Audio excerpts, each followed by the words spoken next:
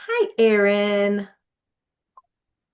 Hi, Dana. Hi, Ann. Hi, Dawn. I'm trying to see all the pictures on my screen. That's everyone I see on with their face. Hi, Chuck. I'm muted. How are you? Good. How are you doing? Doing all right. Just trying to get through my Tuesday. Amazing. Well, we're gonna get started. I'm gonna keep letting people in. Welcome to the May RTCC meeting. My gosh, it's May. So happy that everyone's here. We have a packed agenda, so I'm gonna turn it over to Mary. Hi, everyone. Welcome to the meeting. And we're going to start out. Well, I guess maybe we should start out with introductions. I think we might all know each other, but let's do some introductions really fast. Um, I'll start with Charles. I'm Charles McCarthy. I am the transit manager for the town of Winter Park. Well, do you mind passing it on, Charles? Uh, no. Mary? Oh, that's me. I'm Oh, Mary sorry. Harlan. Yes, I'm you are. I'm the mobility Sam, you're the next coordinator person with across. RAPTA and co-chair of the RTCC. Yeah, Sam Guarino. I'm Director of Transportation for Town of West Village, and the other co-chair for the RTCC. And I'll pass it to Aaron. Me, Aaron. Am I the only Aaron? I'm not usually the only Aaron, so You, okay. you, Aaron. You, Aaron. You're the only Aaron I can see. Just want to make sure. Aaron Fisher, Director of Vintage, the area agency on aging. I will pass it to Emily. Hi, everybody. I'm Emily. I'm the Education and Outreach Manager at Clear based in Carbondale.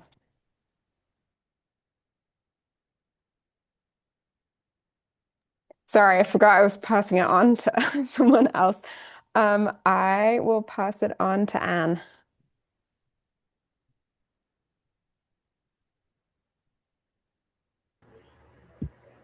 I'm Ann Findley, transit planner at Summit Stage in Summit County. And I can't see anybody else right now. Let's see, Gloria, I guess. I am Gloria Koshberger. I am the town manager here in Basalt. Welcome, Gloria. I don't think we've had you at one of our meetings. Happy to have you. Yep, just jumping on. We have Catherine here as well, so I'll pass it on to Catherine. Hi, I'm Catherine Kristoff. I'm the town engineer for Basalt. And I'll pass it on to Scott. Oh, just jumping in to look at the quad stuff and the AI stuff. Really new to that position. I'm a alternate on the EVTA, and I'm the primary from the town of Eagle on Northwest Cog.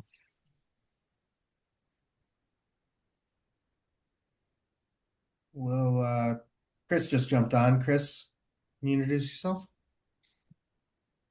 Hey everyone, Chris Southwick. I'm the Mobility Innovation Coordinator with the Town of Vale. And I'll keep it moving along. Dave Snyder. Hi, Dave Snyder. I'm the Director of Transportation for Core Transit. Oh boy, a lot of note takers. I don't think are going to introduce themselves. Sam. The other Sam, not me. I wouldn't call on myself. Sam Spees, you're muted. Yep, there you Oh, go. hi. Sorry about that. Hi, everybody. I'm the care navigator at the Community and Senior Center here in Summit County. I help run a medical transportation program with some volunteers. Dawn. Hey, I'm Dawn Dexter. I am RAPTA's operations manager in charge of paratransit and customer service. Let's see, we got Mr. Lynn. Good morning, Miss Delane Myron. I'm with AGNC, which is Associated Governments of Northwest Colorado. Thank you for the invite. This is my first meeting. we're the Council of Governments for Garfield, Mesa, Moffett, and Rio Blanco, and the Economic Development District for those four plus Routt County as well. Glad you're here, Miss Lynn. Thank Yeah, you thanks very for joining much. us. Mandy? Hi, I'm Mandy DiCamello with Eagle County Public Health and Environment, the Healthy Aging Department in Elgibel. And I don't know who else is on there, so am I the last one? Oh, we got a few more. I can keep it moving along. Okay, thanks. Yep. Hope? Hope Hunt with Northwest Colorado Center for Independence. Our service area is Summit, Grand, Routt, Moffett, and Rio Blanco County. Thanks. Jonathan Flint? Sure. Good morning. Jonathan Flint, the transit manager for Steamboat Springs Transit, and also working with the new Yampa Valley Regional Transportation Authority. And John Stabney? Hey there, everybody. Good morning. John Stabney, Northwest COG. Then Dana, I don't think you introduced yourself other than starting the meeting. Hey, I'm Dana Wood. I'm the Mobility Director for Northwest COG. I don't see Ann on, and Ann Rajewski, and she's our first person up. So why don't we move along and then, yeah, if she jumps on, we can just slot her in between. Sounds good. Cool.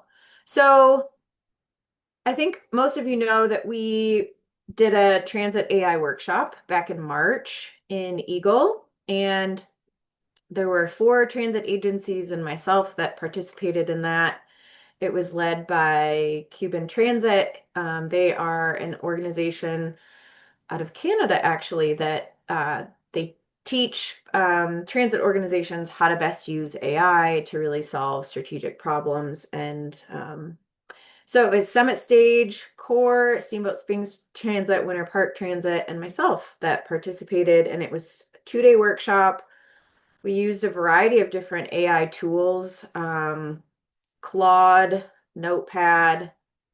And so I think it was super informative, and all of us came out with not only individual agency goals and projects to work on, but also a regional goal that I had sent out kind of a working in progress vision to everybody. So I hope you had a chance to look at it, because after we hear from the 4 folks that are going to present on their projects that they came out with, then we're going to talk about the regional strategy. So Anne, are you ready to talk about your project? Yes, I am. So my project was to build a mechanism to create the driver paddles. And I think probably most of you know what driver paddles are, but if not, I'll just give a quick explanation. It's what the bus driver does throughout the entire day. It tells them what time to clock in, that he has to go pre-trip a bus for 24 minutes, and then he has to take that bus and drive to the first stop of the day, and then what route he's doing, when he takes his lunch break, when he leaves from his lunch break, etc. So it covers every single minute of the driver's day. And there's a lot of driver preferences that go into these paddle making, that they prefer to have a 42-minute lunch, that they prefer 10-hour work days, and that they don't want to drive one route for more than approximately 5 or 6 hours, and all sorts of little things like that. Currently, we have one woman in our office that does it by paper and pencil. And she comes up with a version, and then there's 2 of us that proofread her version and give feedback, and we go back and forth. And so it's basically a 1 to 2 month process that we're currently doing it. And so that was my proposal to use Claude AI, and it was quite the learning experience. And the way I compare it is, if you've ever heard about robots that work at auto factories that make the automobiles, those robots have to be programmed for every single little movement that they make. And that's pretty much what I had to do with Claude. So I had to go in and I was just talking to Claude like a person, but typing, and just telling him, well, this is what I want. He would come back with a version. And then I would say, well, no, what we usually do is we usually do this to create this. And so it was back and forth, back and forth.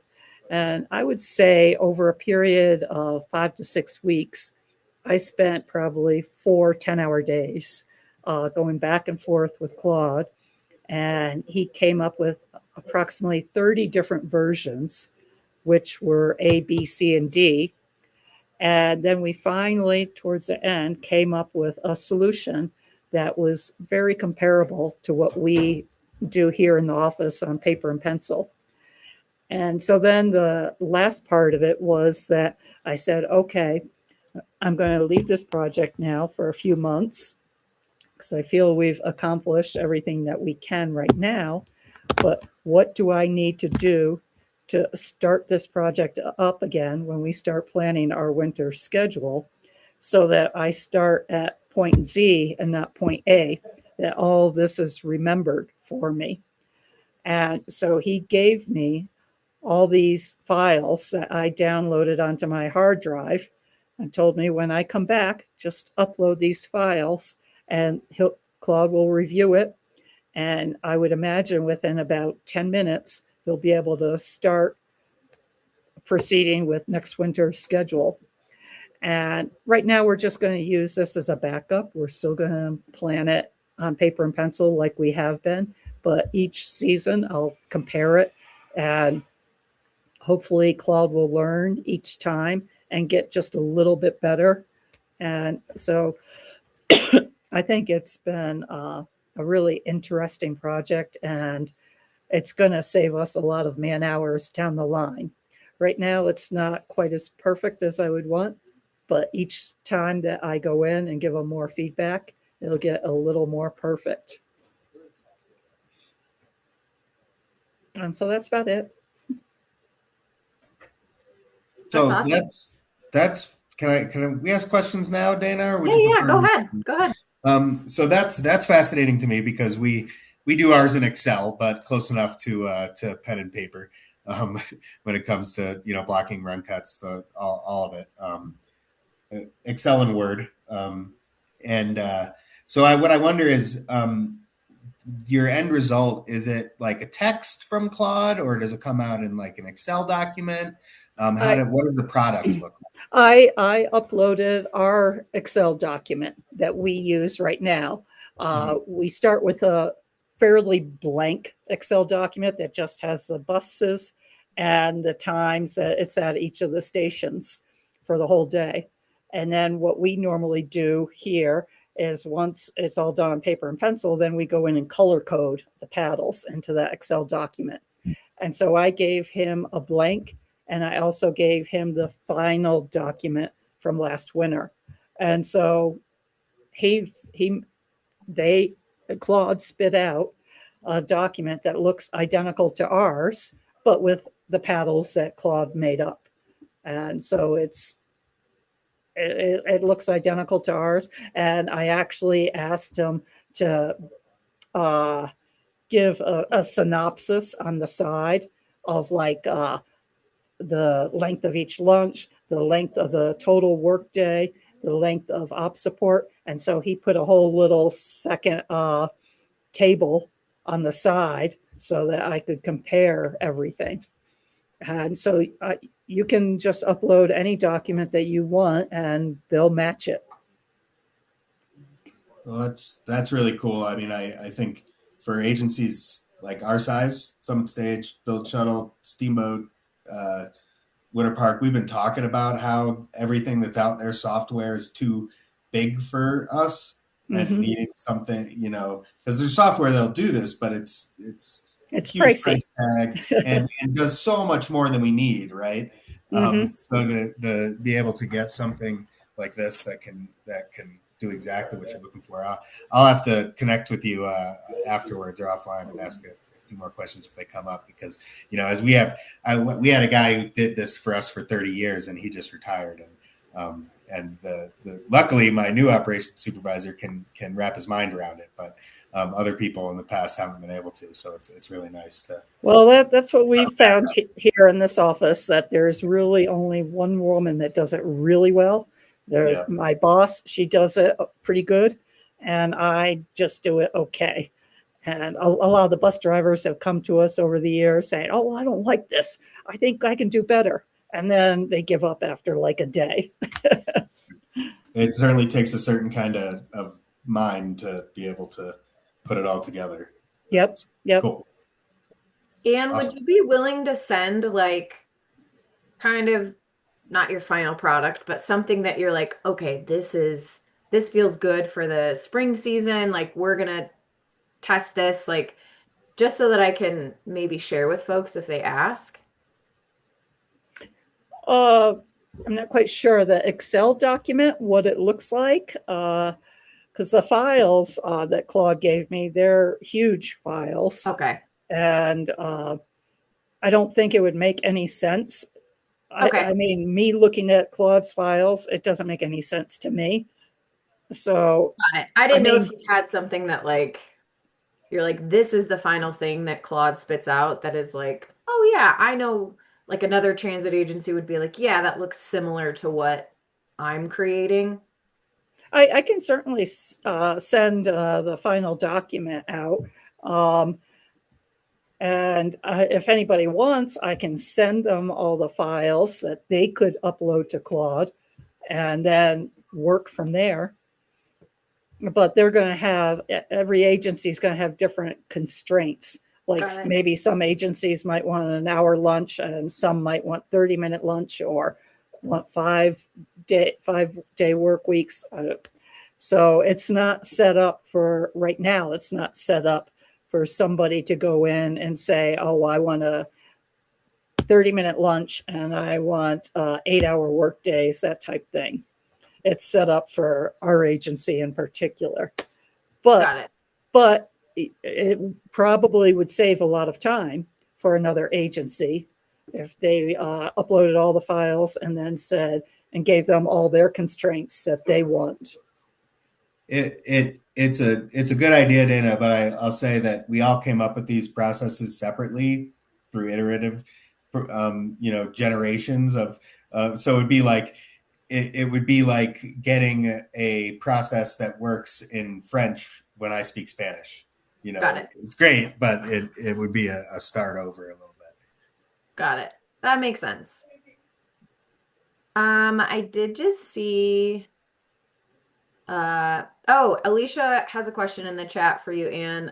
You can share the prompts you use to help guide Claude for your agency specific. So I think if you're able to do that, Anne, like maybe go back to your prompts and like copy and paste those in a Word document. I don't know. And then with the final Excel sheet, just to like give someone like, this is an overview of what you could do for your agency. Like this is my agency specifically, but this is kind of what the process looks like. I think that would be maybe helpful for other transit agencies that are trying to do this.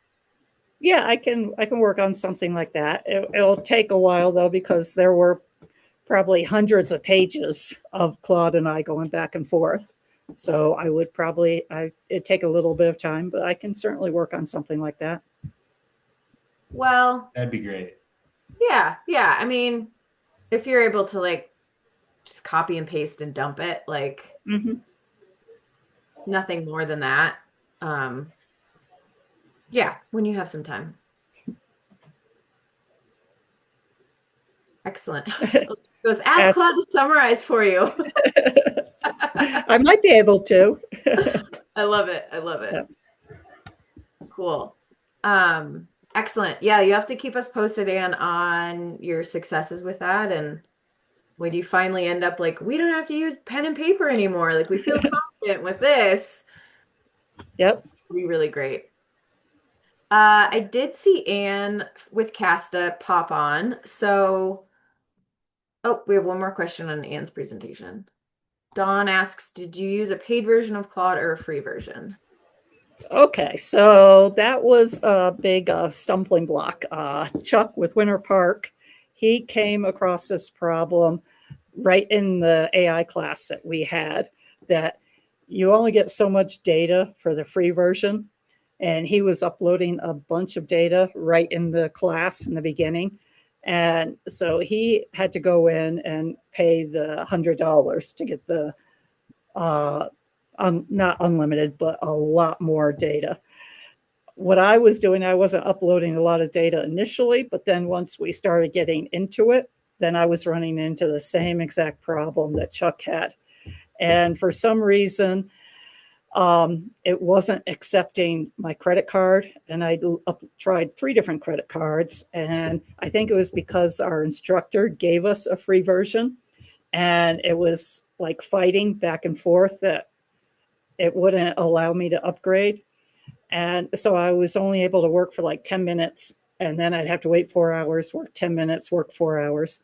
And then all of a sudden, like 2-3 weeks into the project, then all of a sudden Claude accepted my credit card and I got unlimited time. And then I could just go right along.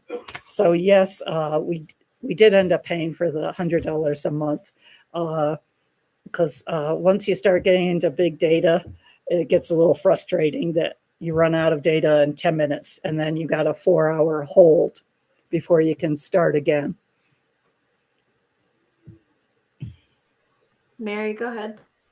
I just really quickly, I know RAFTA has as an organization, they either purchased or have some sort of, I don't know if it's an agreement, but where employees get our chat, our AI for free. And so I just wonder if that could be an option, like for agencies to actually just purchase something for the entire agency. And the upside to that is that our AI knows that we work for a transit agency. It knows our names like right out of the gate. So when I type something in, it's like, "Hi, Mary, how can I help you?" And it understands from whatever's been done prior to me using it.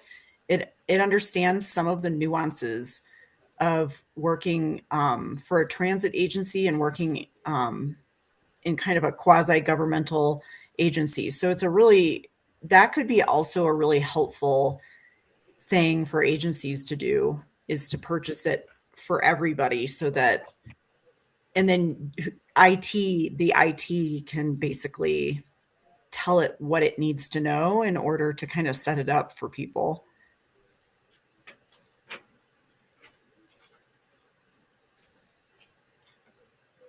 Excellent. Any last questions for Anne?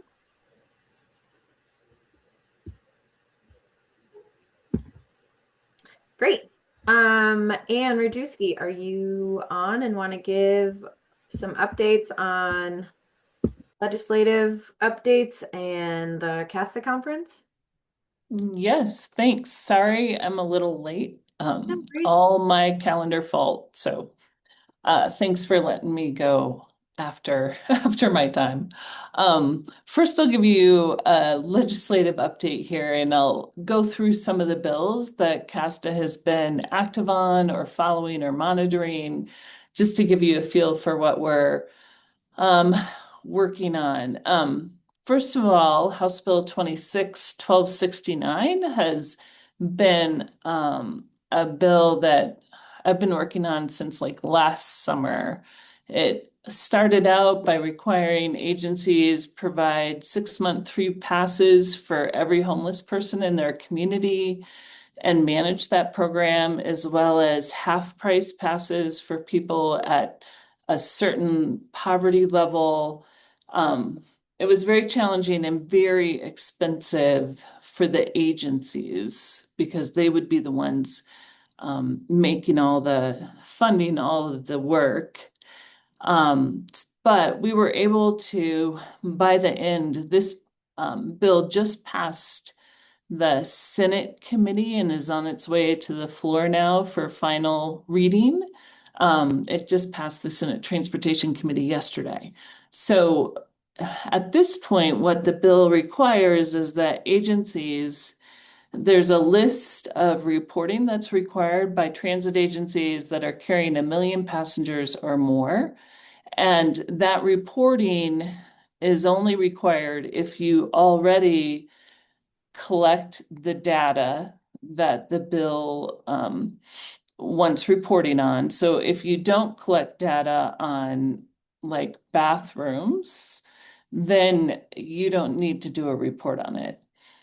But what we've negotiated down to is like they wanted a lot of data that can be found on the NTD data. And rather than having agencies have to put their data in a machine readable format and ADA accessible because it's on their website, we're going to be able just to link to the NTD data to meet that requirement. And then it's a lot less work for the transit agencies. So there's a number of reports like that agencies will have to post on their website. I think there's going to be a little bit of staff time in terms of maybe formatting data that you don't do for a report for CDOT or the FTA, but you still collect that data. So you'll need to be able to post that on your website. But I don't think the lift is, I worked with Lan and Lan at Mountain Metro in Colorado Springs, and then David Johnson at RAFTA. And we got to the point where we felt like this is as good as it's going to get. So anyway, this bill passed with an amendment, which made it doable for agencies. So that's likely going to pass. The governor's office doesn't love it either. And so, you know, there's the slight possibility that the governor could veto it, but I don't know. It's much less now that we've come to a place where CAST is neutral. Some of the other bills I've been following is this Senate Bill 26-1065, and that's transit housing investment zones. And this is a bill that will allow 9 housing projects, affordable housing projects in areas being served by higher frequency transit or near a transit stop to have another tool in the toolbox to pay for housing. We've been watching this bill, but I will also say I think it has a pretty good chance of becoming law. But there is a fiscal note included in that, and almost anything with a fiscal note is not going through, getting through the process. But if it does go through, that means that OEDIT is going to be putting together a statewide map of transit stops and facilities, which could be kind of interesting. So looking at that, you may be asked to double check data around that, or yeah, mostly unless you're not part of the you don't have your GTFS data up in Google, you may have to provide stops to OEDIT for that. And then House Bill 26-1398 is the retail fee, delivery fee revenue allocation. And this is a fee that was put into place a few years ago.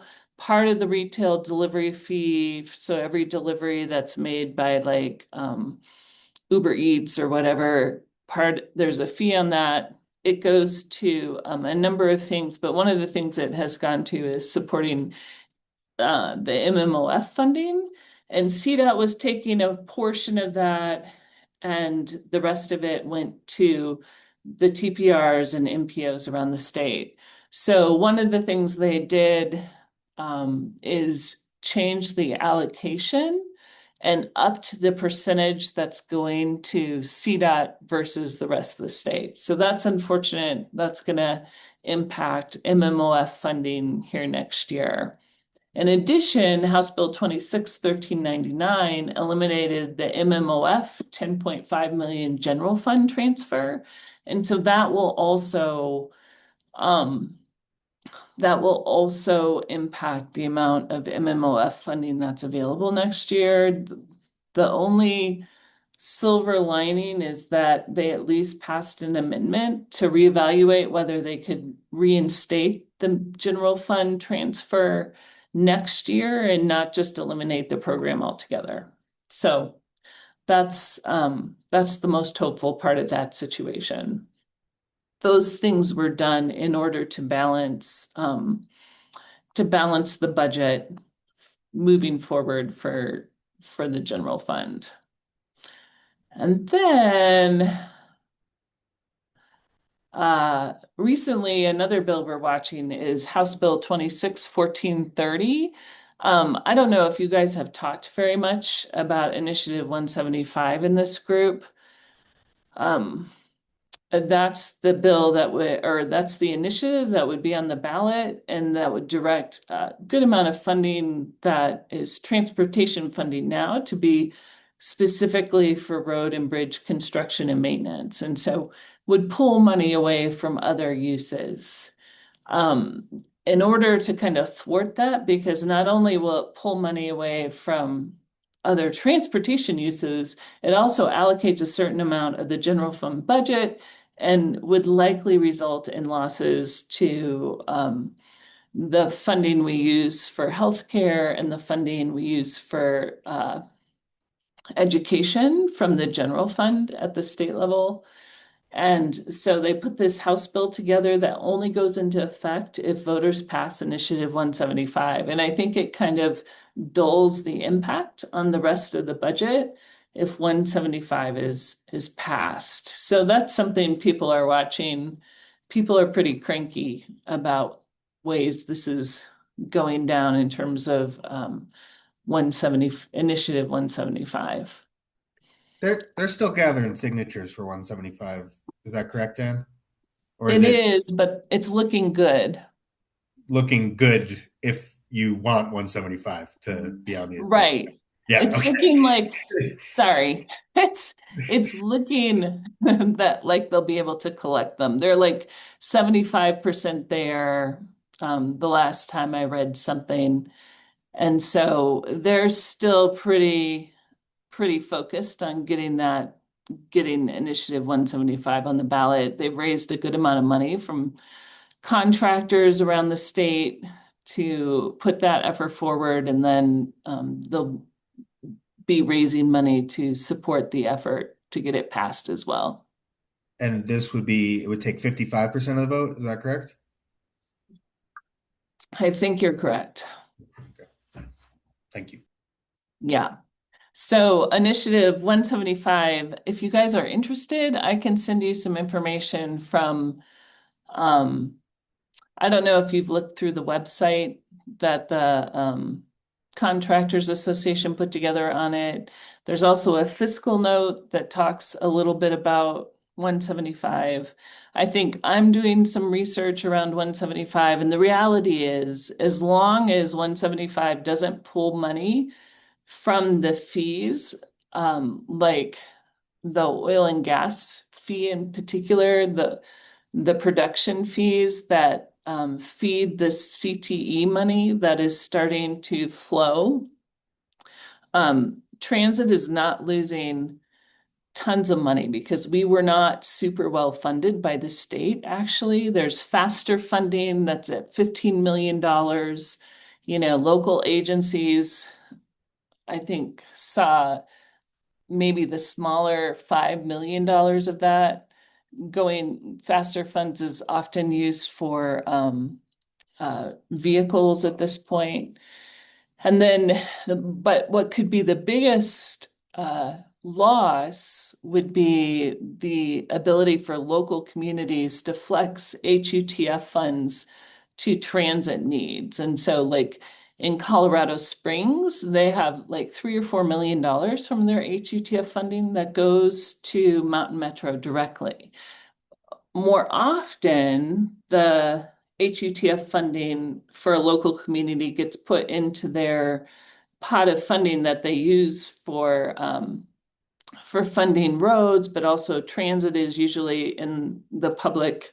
I forget what they call that budget line item, but it's not tracked very carefully because generally communities can use it for what public works. Communities can use it for whatever they want in that category. But this would make it so that communities might have to track that funding more carefully. And so maybe rejigger money around like what's being spent on what. And so it wouldn't pull money away, and there's possibilities that some communities could get more HUTF funding, but it would probably have to be watched more closely about how that funding is used.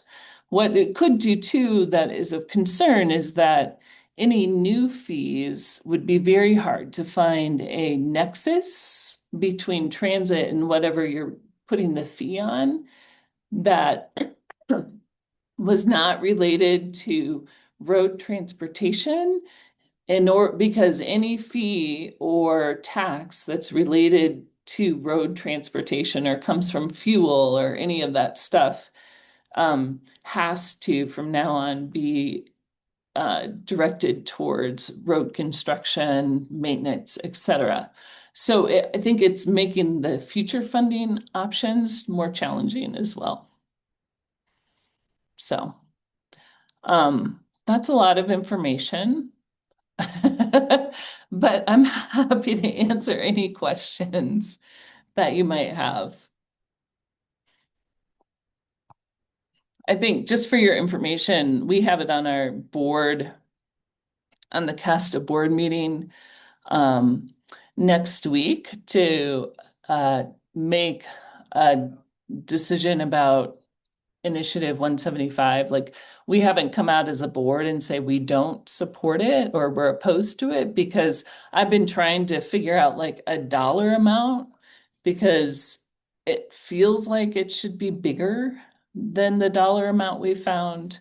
But I think the ramifications at the local level will be challenging. I think future ramifications are challenging. And frankly, a loss of $15 million. And then the MMOF funding would also need to be directed towards roads and bridges. Like, you know, it's not the hugest dollar amount, but when you're talking about transit, we can buy so much more with a smaller dollar amounts than you can build like a mile of road, for instance. Like, it's just, you get a really good bang for your buck, I think, with dollars you spend on transit.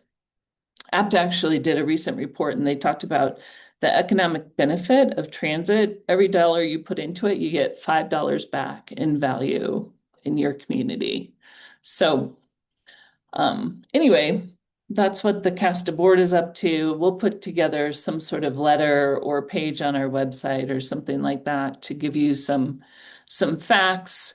Partly the way the language is written, I'm still trying to suss out why, like, the CTE money isn't included in the fiscal note, but the delivery fee money is included in the fiscal note. The fiscal note, some people think is worst case scenario, but I think the language, there's an aspect of unspecificity that could lead to lawsuits over CTE money in the future. So worried about that too, but that's also, a worry, not something for sure. And I know we're spending a lot of time on this, but it's super important. And I just for your benefit, when you're thinking about this stuff, like for an agency like ours at the Village Shuttle, we don't the faster money isn't a huge amount of money, but we do, and it is competitive grants, but we do program in revenue into our vehicle replacements. And like, so for this past year for our vehicle replacements, we did get faster funds. And so Yeah. I guess even though it's not a huge dollar amount, it does significantly affect smaller local agencies in our ability to budget in out years for vehicle replacements, for what that's worth. No, I agree with you. I think just in the grand scheme, people who don't understand don't realize that that dollar amount, like you said, like one bus is hugely helpful to your organization and important to maintain the sort of service you're providing, whether you're a small agency or you run, 30 buses. Like it just matters because we're scrabbling together all these different pieces to make everybody work. And that's But exactly it. Yeah. yeah, If I mean, we're not pulling HETF funds, but it is a piece of the puzzle, and without the piece, yeah. the puzzle doesn't, the full picture is not there. Yeah, and I think from the outside, sometimes it's hard to understand why $15 million is that big of a deal once you spread it around the state. But you're like, but we do it in a way that is valuable to small agencies and larger agencies too. So I know the I-70 Coalition has talked about this initiative with their board recently, and um, Jonathan Godes, their executive director, is going to do like a guest column in our newsletter around this initiative. And I don't know exactly where they stand on this, but my feeling is they are not for it. But yeah, I think to that point, like smaller communities, I think down the road will be affected by this. Um, and that's unfortunate, especially with, I mean, MMOF is not that much money, but it does make an impact for the parachutes of the world and the Avons of the world. And, it's so yeah, it'll be interesting to see what happens with this. Yeah, no, agreed. And I keep trying to help people understand, like even at the CTE meeting last week, you know, Craig Seacrest was like, I don't even know if it's really worth our admin time to do projects under $100,000. And you're like, friend, like we have very small agencies in our state, and $100,000 is actually quite a high percentage to expect someone to expand in one plop of money. You know what I mean? Like it just doesn't make sense. And CDOT, your job is actually to help small agencies and like that's part of your job. So I think there's just not an understanding of how small amounts of money can make very big differences in these small communities. Well, yeah, however your board goes, and if, happy to find folks that are willing to speak to the importance of like, hey, we've taken advantage of a lot of funding that might go away from this, and this is really beneficial. So I'm sure I could pull some people from our group if you need. Okay. Well, after the board meeting, I'll figure out, we'll get information out to all our members and stakeholders to let you know, to give you some things to talk about, like talking points. I think that's really important for people to understand. And partly that's why it's taken so long, is I'm really trying to put together dollar amounts and specific things that people can talk about. So I'll get that out to you, Dana. You'll for sure get that. And Sam, many of you who are our members will get that, but then you can share it with your groups too. Great. Thank you. Okay. All right. Anything else? Do you want to just give us a quick rundown of the CAST conference coming up, or did you do that first and I just tuned it out? No, I didn't. I dug in with the intense legislative report. You guys, yesterday I was just so relieved once I testified and they got the amendment passed. I'm like, I'm just done. But so I wanted to get the Got a worst whole of thing coming up next week, though.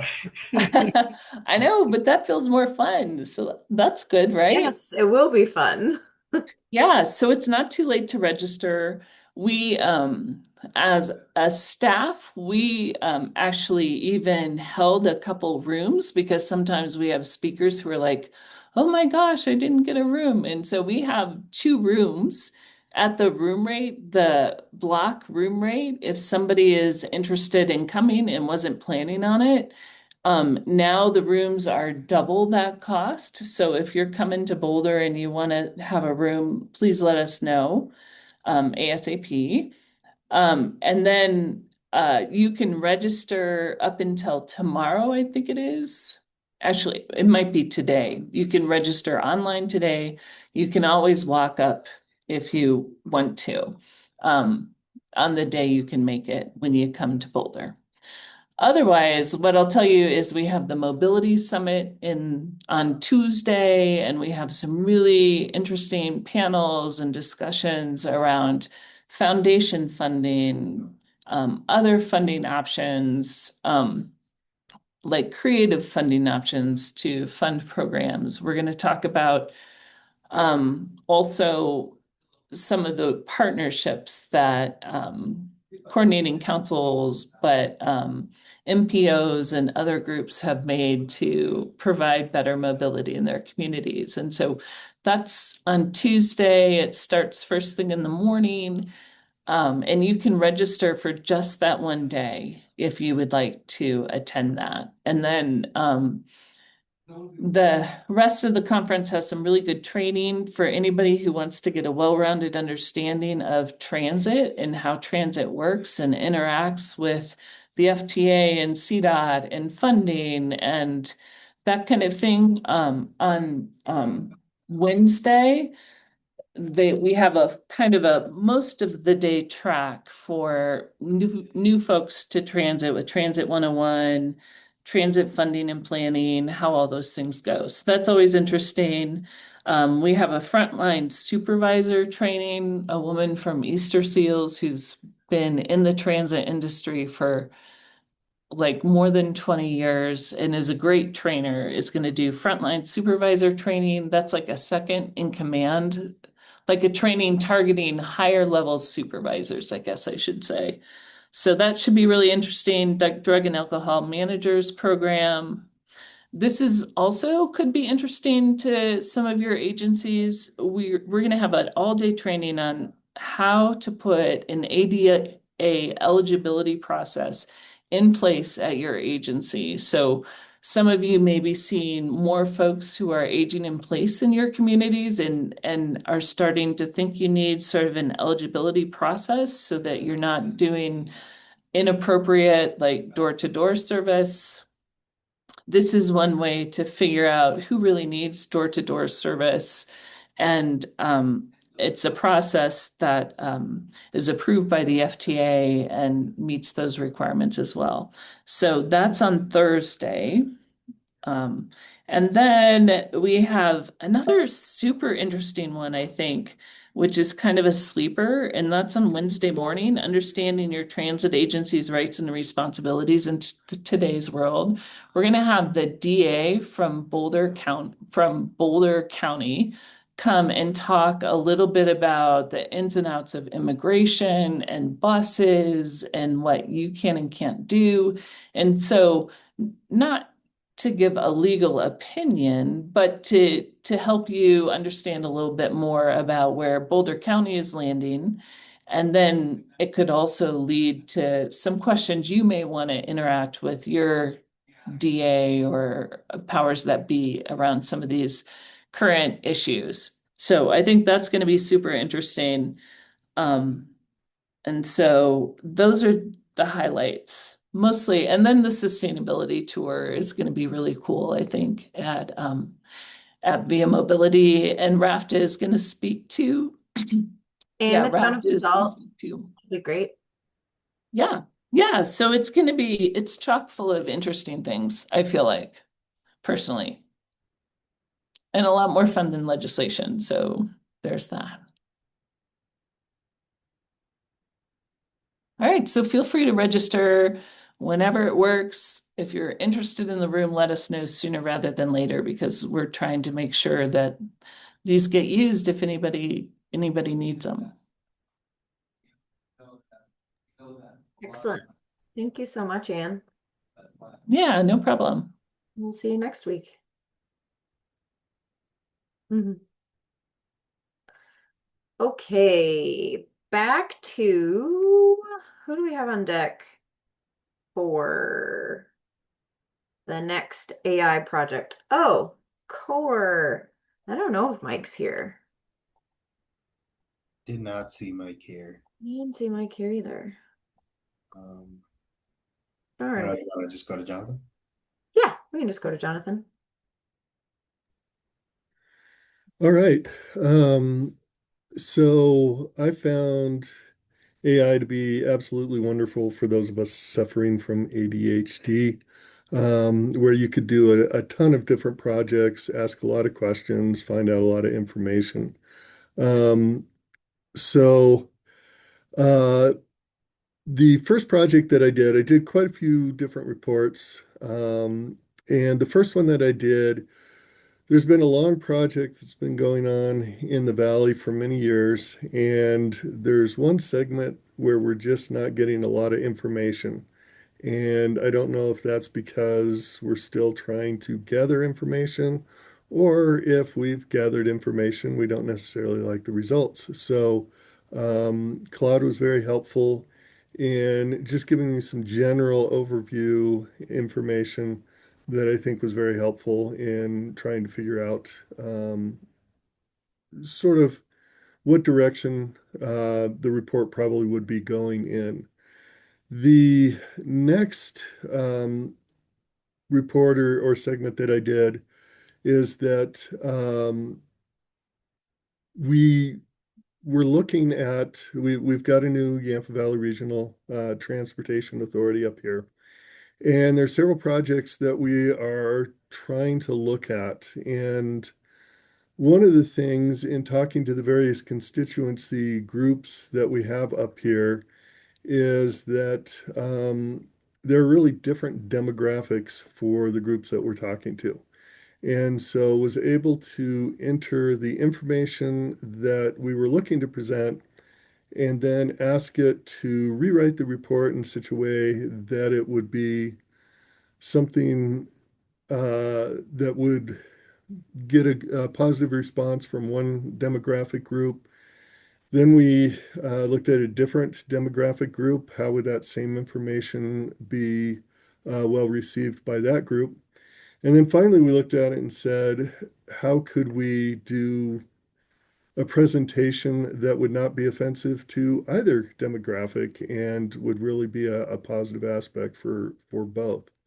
So that was very helpful and has been well utilized for some presentations that we've been doing.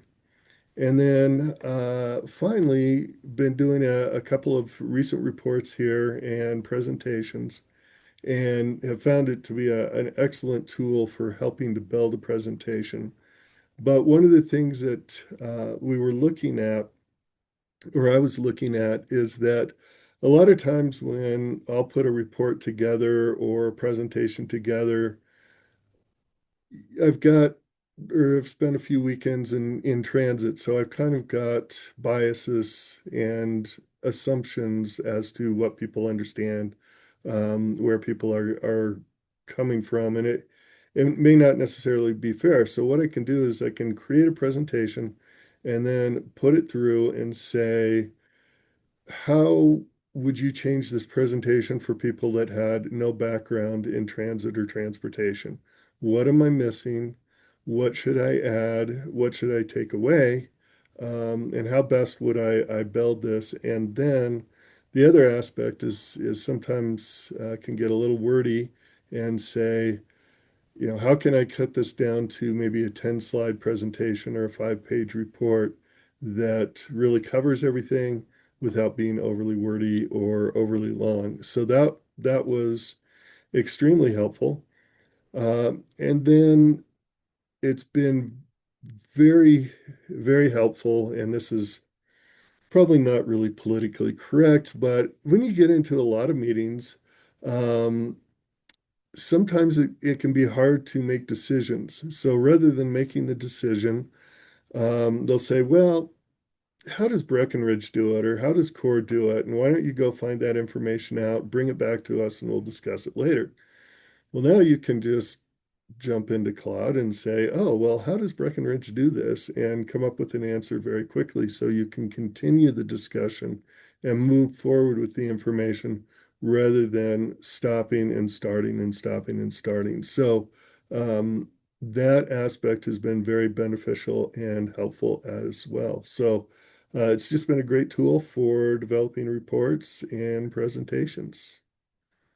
And that's it.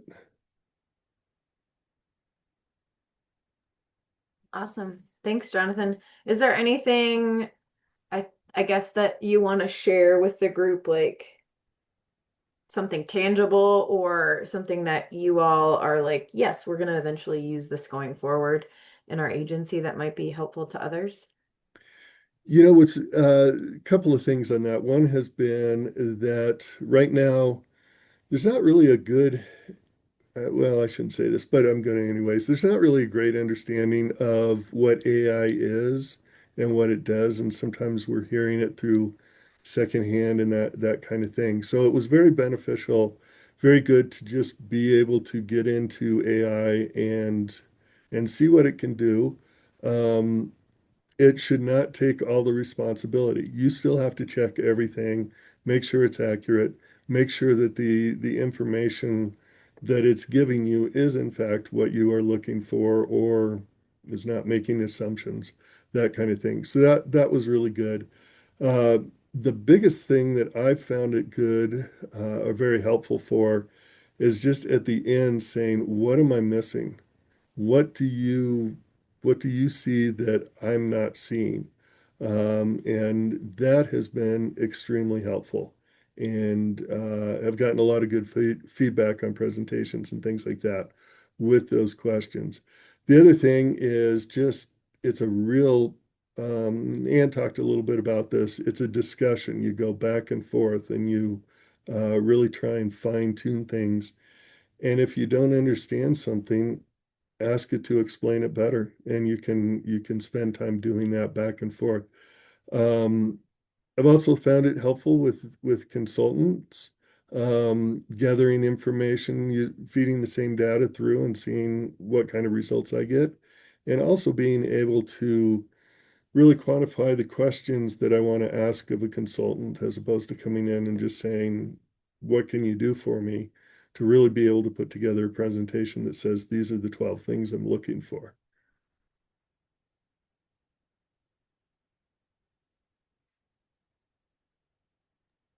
Excellent. Any questions for Jonathan?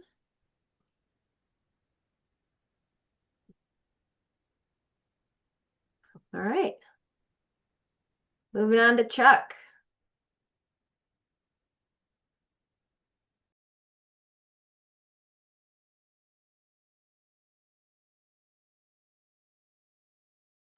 Sorry, I was muted. I'm going to share my screen real quick. Let's see if I can figure out this. So as I'm sure everyone here loves doing NTD reporting. Wait, can you I explain that, Chuck? I don't think everybody knows what NTD reporting is. Oh, okay. Let me start over. So for transit agencies, every year we have to report all of our data to the National Transit Database. Now, this data includes vehicle revenue miles, vehicle revenue hours.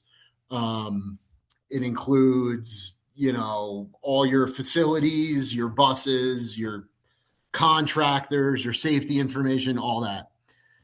You have to put that over, I think, like 14 different pages through the FTA's database. So basically, you log into the FTA's database and you have 14 pages of data you have to put in that you track throughout the year. So kind of think of it as like doing your taxes, but for transit, right? Everybody's confused on what data goes where. There's really no good explanations on where the data goes, what the data is, what everything means. There's acronyms everywhere. Most of the time, unless you've done it before, even when you have done it before, you don't know what the acronym is or how everything adds up. And then after you put all this stuff in, the FTA goes through and audits, and they look at your hours, your vehicle revenue hours versus your vehicle revenue miles. And then they tell you that, there's a change, a percentage change from last year to this year. And because of that percentage change, you have to explain why it changed. You have to explain why the speed changed, why your vehicles changed, so on and so forth. It's really ambiguous. And it's confusing even when you've done it before. So what I did is I essentially went through the past 3 years of National Transit database reporting for the town of Winter Park. And I ran all that data through Claude to start, and then through Perplexity to finish it. But I essentially ran all that data through and I reverse engineered the entire NTD reporting process. So I basically made a step-by-step reporting workbook. Essentially what it does is it tells you what everything is in your NTD reporting. It gives you a glossary of all the NTD terms, what they mean, your key resources, all your regulatory updates per year. So every year I'll be changing this, so it'll update for regulatory updates for that year. And then I created this program to flow between tabs. So essentially, you go to agency setup, you put all your stuff in. You put in your vehicle revenue miles, hours for the prior year, because this is how you do it in NTD. They match your prior year to your current year. So in this, I essentially mocked that. I have all that in, and I did a live NTD validation check. So it goes through and it validates all your prior year data against your current year data. So first thing you do is agency setup. You go to route mapping. You put in all your routes, all your annual information. This is all the information you would have to put into NTD. And essentially what it does is it populates across the workbook. So once you put it in your route mapping and agency setup, it populates across the rest of the workbook and it links all the cells. Once these cells are linked, you can go through and you can check everything, double check everything. And then, as I said, I mocked the actual NTD validation that NTD does. So essentially when you send it in, NTD looks at a threshold for each item and it says, is the threshold above or below whatever percentage? Nobody really knows because NTD doesn't tell us what the percentage is of change. So you just kind of got to hope.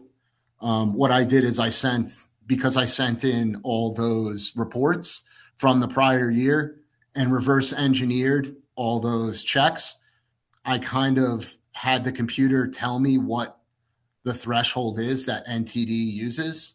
So like for your operating expenses, if there's a 15% change, you have to explain it. If the speed change is 5 to 40 miles an hour, you have to change it. If the vehicle revenue miles or hours are over or a 10% change, you have to explain it. So essentially, you can go through this and you can pre-check all your information before you submit it into the National Transit Database, and then it tells you if you're ready to submit it. So it gives you a live warning of all your validation checks, and then tells you if you're ready to submit or not. I actually tried it this year and it worked, which has saved me probably 60 hours of work. If you have this, if you already have, which if you run a transit agency, you should already have this information available. You plug this information in, it tells you what you need to change or what you need to check. You go back, you change and check what you need to change and check, and then you submit it to the National Transit Database. I also made a version where in this version, you have to plug in everything manually. So you have to manually put in all of your routes, all of your, modes, what the totals are. I made another version for people who are savvy with Microsoft Excel. And in the Pro version, there's a tab over here that says link. And essentially what you can do is link your outside information table. So where you store all of your vehicle revenue miles, all your unlinked passenger trips, whatever Excel file you use that in, you can upload that to the actual workbook and it automatically populates across the workbook. So it was something that I felt like a lot of people could probably use, especially if you've never gone through NTD reporting. You can sit down at the workbook and you can actually put the workbook side by side with your NTD reporting, and you can say, oh, this is what this means. Oh, this is what this means. Or you can just fill out the NTD tool first that I created, and it'll essentially tell you where everything goes, what you need to know, and then you could just translate that to your NTD report. I just really hate spending a ton of time doing NTD reports. And I really, for the last 3 years since I've been here, have been trying to figure out something that'll do it all for me. And I've been trying to do it in Excel myself. And then we went to the AI class and figured out with the AI class that I can have AI do it for me. So that's what I did. That's essentially what I did. I created, so that's what I was explaining to my dad. My dad was trying to understand because he doesn't understand transit. He was trying to understand what that is. And I essentially told him, I took the idea of a TurboTax template and I used it with the transit stuff that we need. And that's essentially what it is a plug and play template that, yes, you do have to do twice the work, but you're not doing twice the work because you only have to put it in once on the tab and it populates across the whole workbook. So it saves, again, it saved me about 60 to 80 hours of work. 60 to 80 hours? Yeah, because you have to, when you work with NTD, you have to aggregate all of your numbers. And then once you aggregate the numbers, you have to put it into NTD. And then NTD is going to turn around and validate it and tell you what you did is wrong, or, this is a percent change, explain it. Well, what I did in that program is because I reverse engineered those data validation checks, I can go through and look at what's going to fail or what I need to explain before I even submit it to NTD. So, for example, if I'm using less buses, it's going to say that my vehicle revenue miles are lower. Well, I'm going to have to explain that to NTD. But instead of waiting for NTD to validate the check and tell me this is wrong, and then me try to figure out why that happened, I can have that ready. And I could put all those notes in. And then when NTD comes back and says, why is XYZ, XYZ, I can say, here, this is exactly why. And you don't have to go back and forth. You have to really know NTD to understand it. Like when you open the NTD report, they'll tell you on page 3, there's an error. You can't open both of those tabs at one time. You have to close the tab that says that there's an error and then remember exactly what NTD told you was the error and then go find the error and figure it out. It's essentially like one of those problems in high school where they say a vehicle was traveling at 40 miles an hour and then another train was going 20 miles an hour. Find the difference. You have to figure that out on your own. But what I did is created a program that'll do it for you. Again, does it come from a place of me not wanting to do that work? Absolutely. But what is AI for if it's not to make us, more effective at our jobs, right? As far as how long it took a lot, and it cost me a lot of money, of my own money. I have subtract the time out that it in the workshop where you were like, I can't even get in to this. Like, once you were like, okay, I'm set up, I have the right things that I need. How long did it take you to create this tool? probably 20 to 30 hours or more. And it's still, so when you use AI, you have to manually check everything that AI tells you. And so because all of the workbook is all formula dependent, and it's all like dependent on if then formulas and stuff, you have to go through and manually check all those formulas. I had to go through and manually check every single formula in every single cell and say, oh, this is wrong. Oh, this isn't calculating right. And even still, like 5 minutes before I did this presentation here, I found an error. And so I had to go back through and recheck it. And then because so many AI models are so much different, I created it in Claude. And then after I created it in Claude, I ran it through Perplexity. And then I got a bit more information from Perplexity on, hey, this is what's right. Hey, this is what's wrong, that Claude didn't find the first time. So yeah, it's taken a lot of time, but it's been fun, if nothing else, to create something from nothing, I guess. I was going to say, I think for even folks that don't know what you're talking about, your excitement about it is enough to sell the utilization of this as a tool. It's so cool because so for everybody who doesn't know, I worked for RTCC. I had Dana's job before Dana. And so when I came here to town of Winter Park, I had no experience with NTD reporting. It felt like I was floating in a boat in the ocean with no oars. I felt so lost and I had no idea what to do. Luckily, I had someone to help me. But thank you, Aaron. But but if I didn't have someone to help me and guide me, it would have taken unknown amount of hours of my own time to figure out what I was supposed to do. So to have a workbook that literally guides you step by step through everything you need to do is invaluable for somebody like me who had no idea. And I think it would be helpful for other people who it's their first time or even it's their fifth time going through NTD, and they want something that has all the acronyms. They want a checklist for their CEO, for their town executive that they need to present it to before they upload it. There's a built-in checklist for your town manager or for your John Stabney. Hey, John, this is done. There's a checklist. This is exactly what I did. I did this, this, this, this, and this. John can look at it and say, oh, that makes sense. Cool. I can also even John could understand. Yes.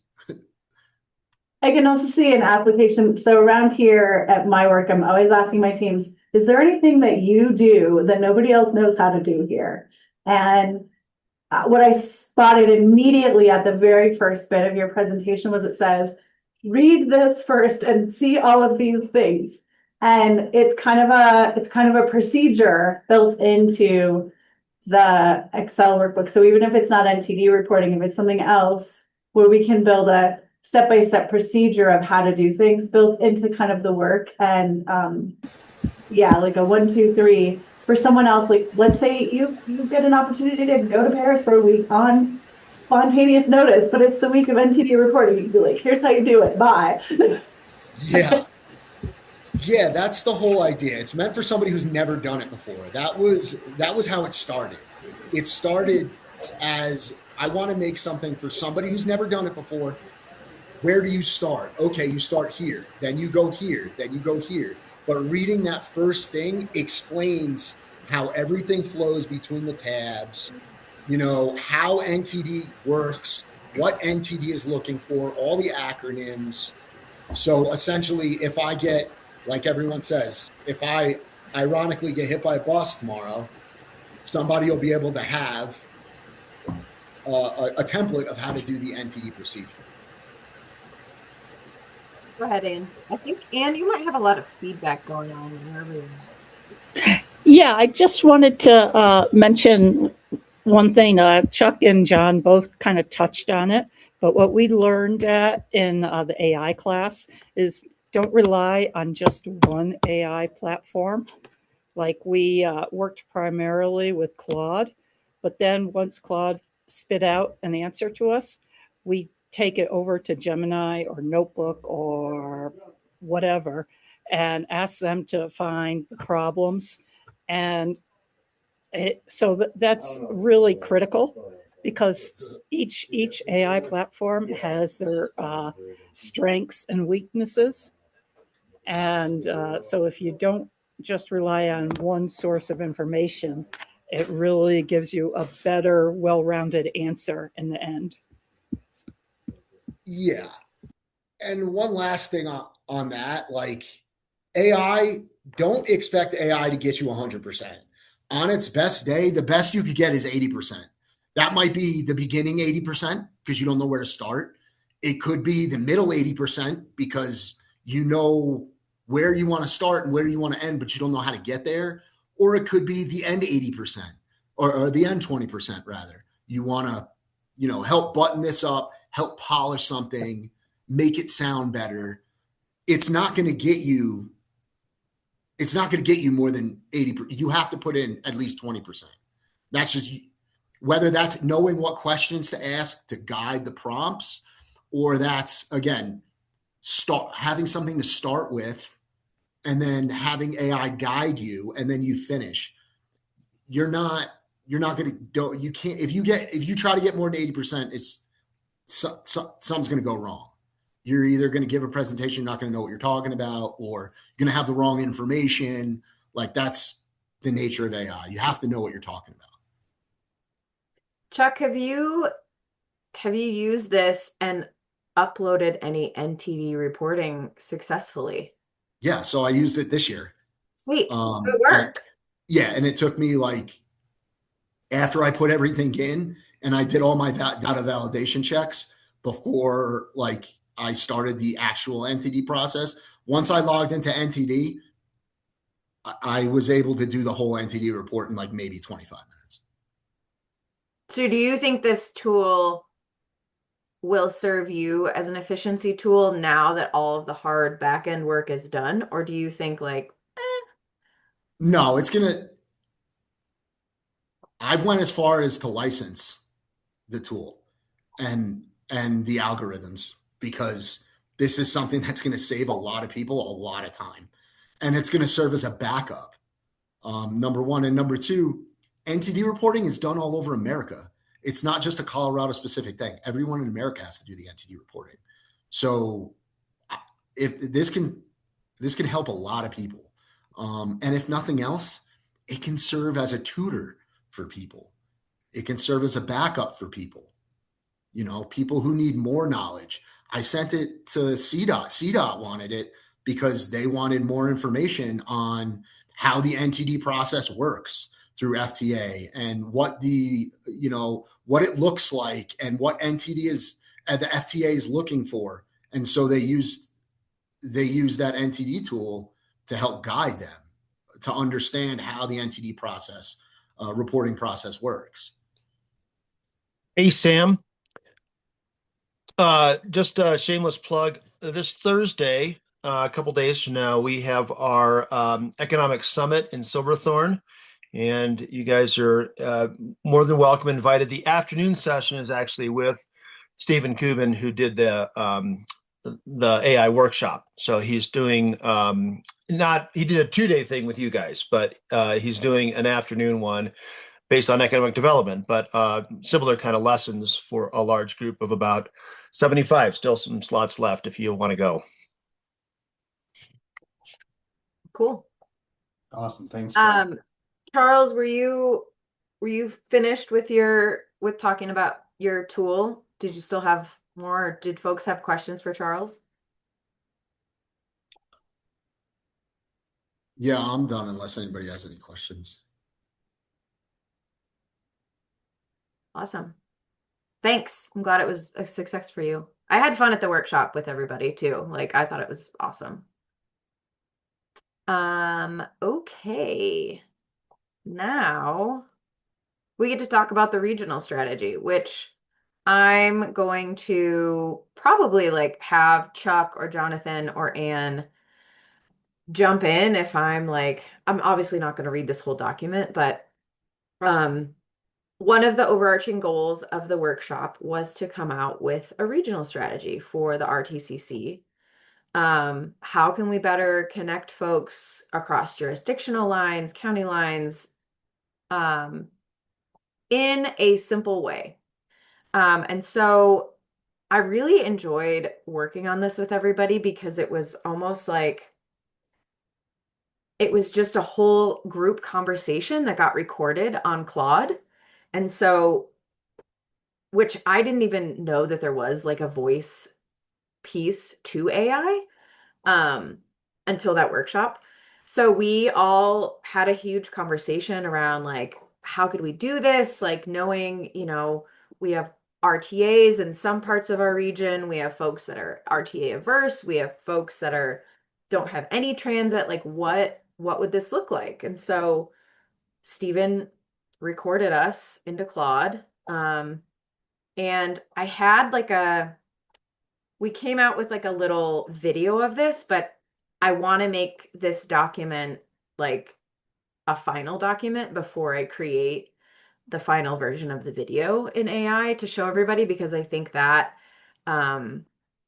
if folks are excited about the strategy and want to move forward with it, I think that will be a better way to explain it to folks rather than giving them something to read.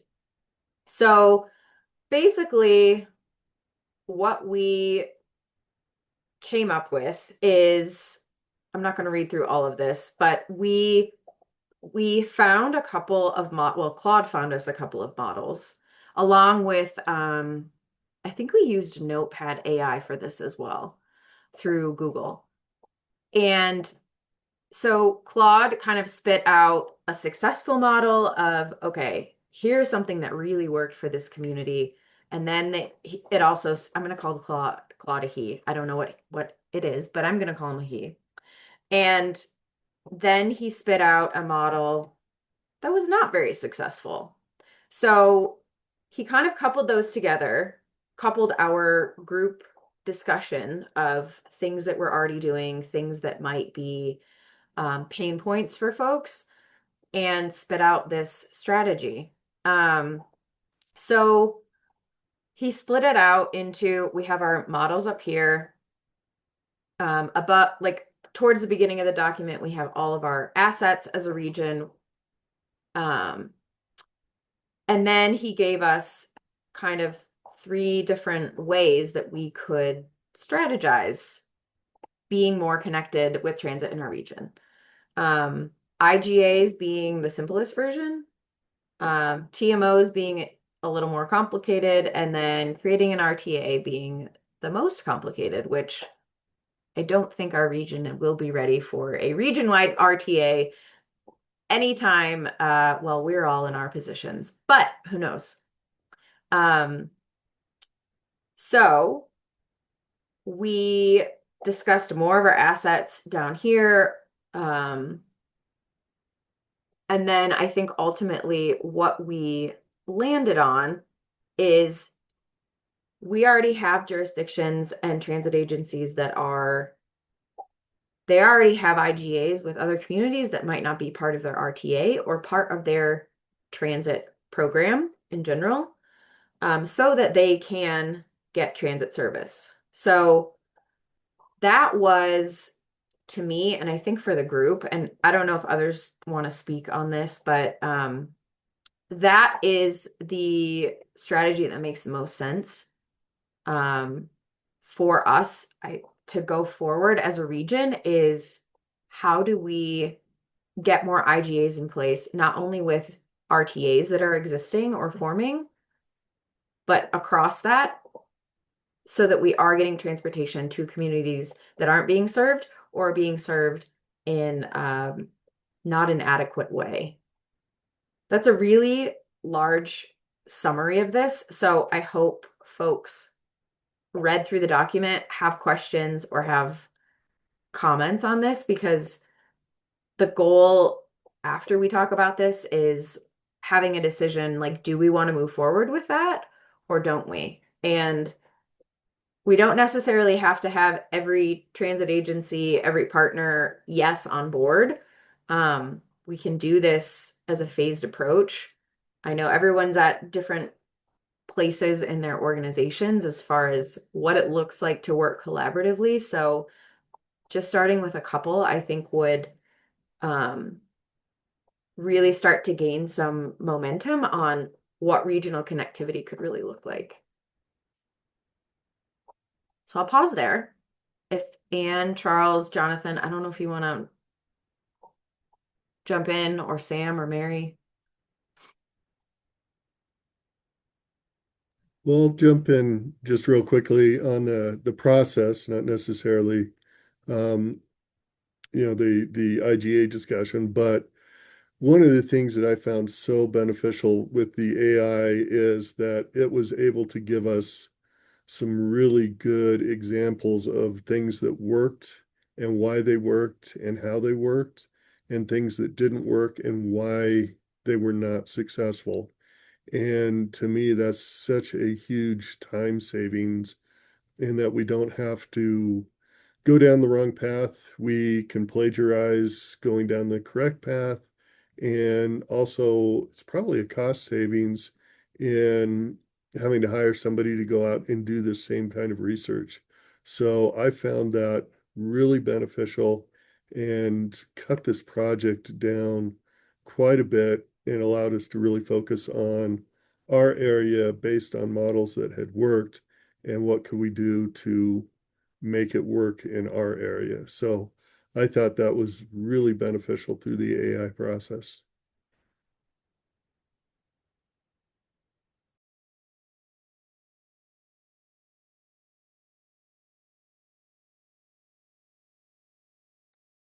So I just want to, Dana, can you scroll down to number 7?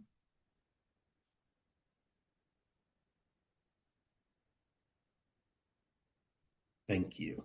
So I just kind of want to bring this to, like, Dana shared this document, and I know we talked, myself and Dana and Mary, about it last week, and I think Mary and I share a lot of excitement about it.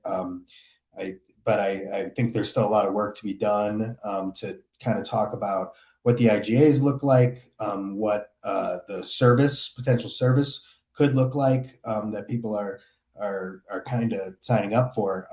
But I want to kind of work through this number 7 here, this immediate phase, which just kind of begins with input from y'all, from the RTCC stakeholders. And I know we got this a few days ago. I hope that people had a chance to look through it. If not, that's fine. But where I think we're at right now is, if we're going to move forward to the next steps with it, we kind of want to get whatever input we need, whatever changes need to be made, and then an idea of is the RTCC comfortable with this, and excited about it and wanting to move forward. So I first want to open the table, as Dana's already said, to give a chance to everybody to put in any input that they have right now, with the knowledge that if you haven't had a chance to look at it, you can certainly still put in some input later. So I'll open the floor back up to anybody who's got anything to add.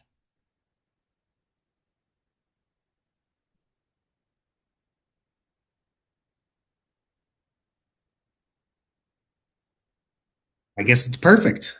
That's great. Are we like right on? Like, does this make sense? Maybe what I'd add is like would CDOT play a role in some of this? In that, they provide a lot of that, the connecting services, whether that's busing or Rider. I think so. I mean, we can definitely put that in there.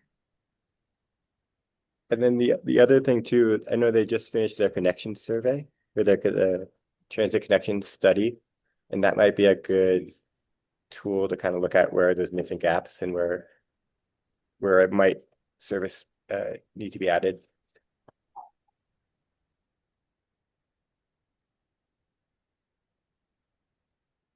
Chuck, were you about to say something? No. Okay, I saw your face pop up on the front page.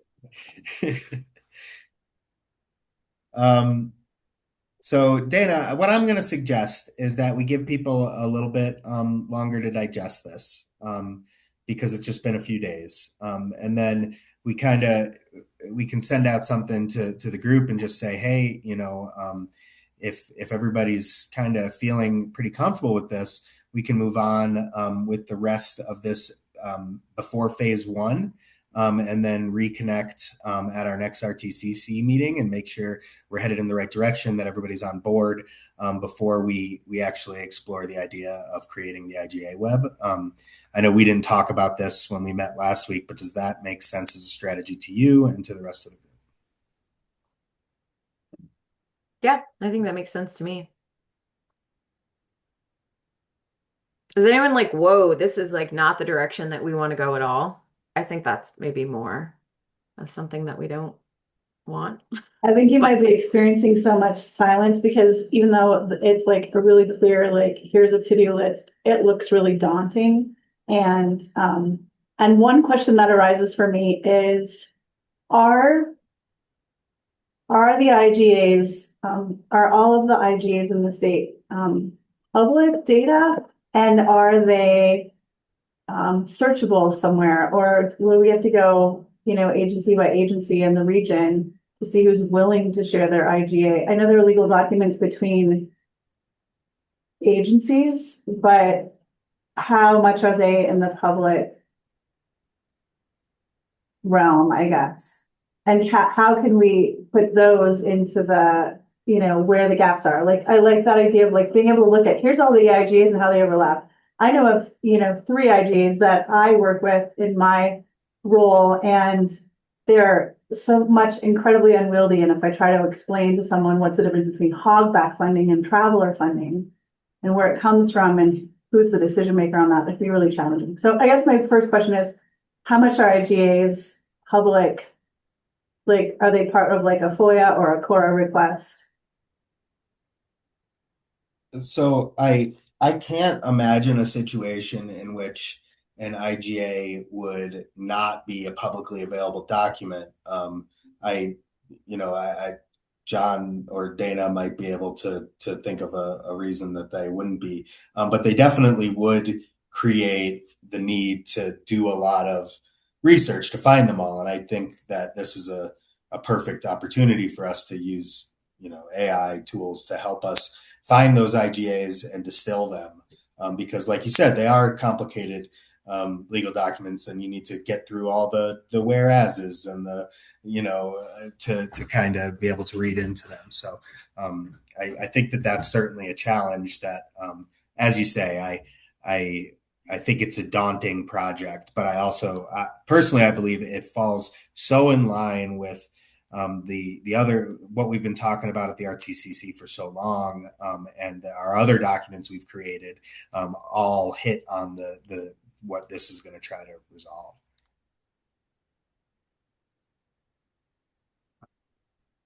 Fairly certain Town of Winter Park's IGAs are public, but you still need a CORA request. core request is pretty typical. But yeah.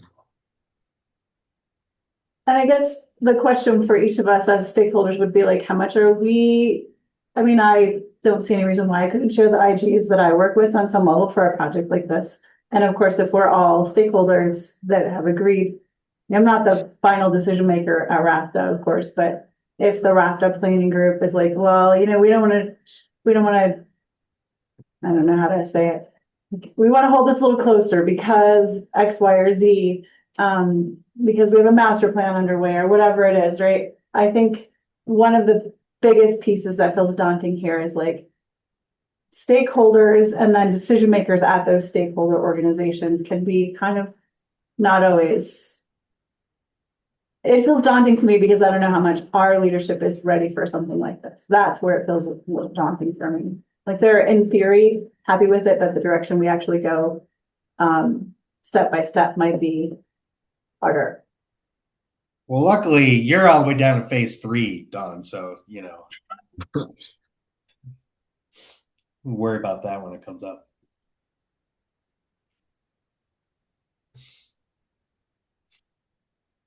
I guess one thing that I was thinking about that I, would want to pose to this group is number one, would it be helpful to create a timeline?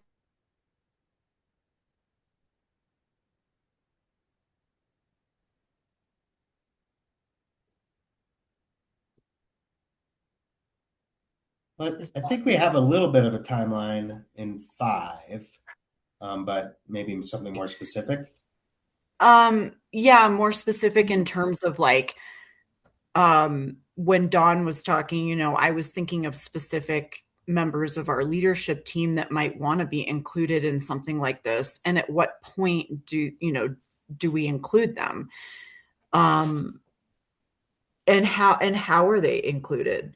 And I think that maybe all of us at our different agencies can kind of imagine the different people that would have to be involved in order to really get input, the input that we would need for something like this. So I'm just wondering if it could be helpful for folks in this group to either like not just read the document and review it over the next several weeks, but then also in your minds create like who would need to be involved from your agency in order to pull something like this off.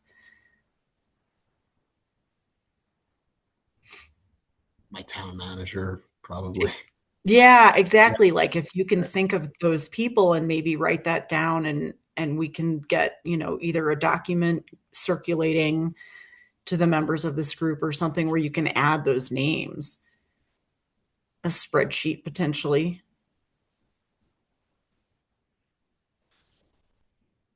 Well, I think what I'm hearing and seeing is that this is it's a dense document. It's a big, ambitious goal that, again, I think does fit in with the RTCC's goals really well.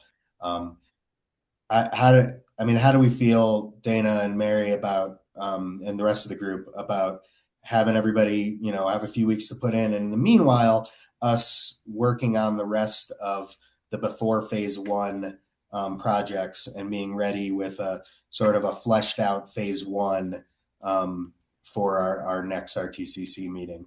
That can be something that really tangible for everybody to sink their teeth into, and at that point, we can really make a decision on whether this fits in with our goals, desires, passions, dreams.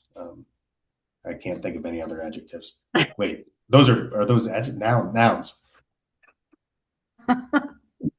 I think that sounds fine. Because how much overlap is like Northwest COG and this group, right? Do a lot of the decision makers attend the Northwest COG larger meetings? Would it make sense to run it through that group as well? Yeah, there are some county commissioners, town councilors that are part of COG Council and attend those meetings. Yeah, so we can definitely include that in here. I don't know if John, are you still on? Yep. Do you think this should be a little more fleshed out before we present anything to COG Council, or is sooner better than later? I kind of feel it should be a little more fleshed out, but yeah, that's just like you guys said, it's dense. I'd rather show a direction. I don't think you're asking permission from them, but by any means, you're just wanting to inform and gather, and have them be aware of it, right? Well, yeah, and I think to Chris's point, we have folks that are able to make bigger decisions on something like this. So do they Yeah. need to be involved in this specific project, or would it be beneficial for them to like nudge someone else that's a decision maker? Well, to that degree, yes. I almost think getting a little further along and then inviting those people to a meeting when you guys have some direction on this is probably going to be as useful as um, excuse me, as useful as just bringing it to we can bring it to a COG council meeting. I'm not trying to avoid that, but I'm trying to think of maybe that's inviting your own leaders to come and talk about it, if that makes sense. Whoever the sort of main transit person, in your elected or, above you in staff, who would be the right person for that. And I think that since it's so different in every community, I think that sort of circulated document where everybody could identify who that person would be helpful, Dana, because like for me, it'll be me if I, and my town manager will follow my lead. But for somebody else, the town manager in their town might Right. want to be the one involved. So yeah. Yep.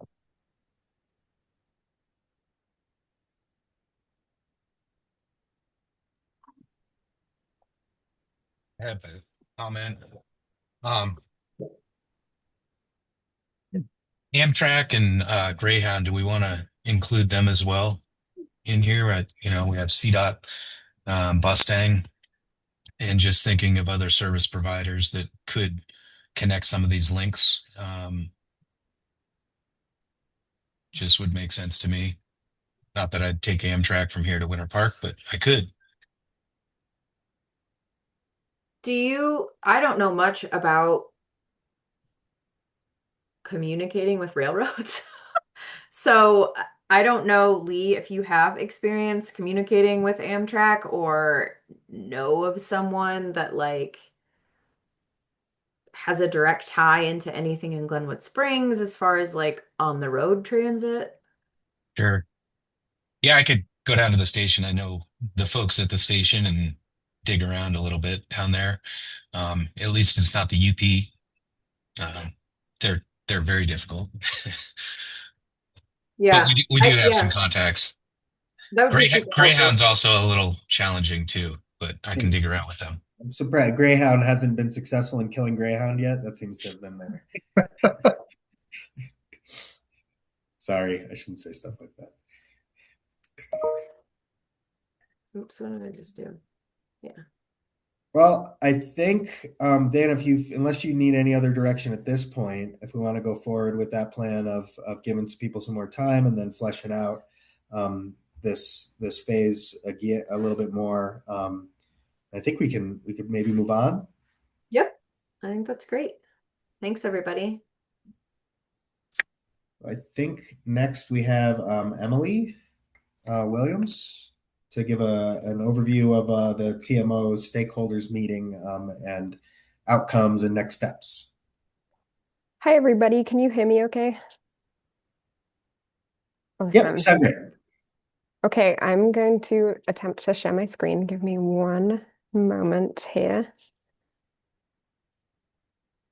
Okay, slideshow. We making it there? Whew. Okay. Hi, everybody. Thank you so much for having me here. I'm giving an update.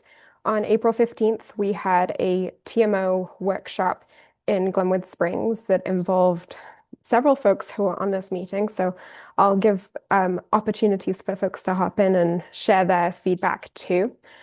And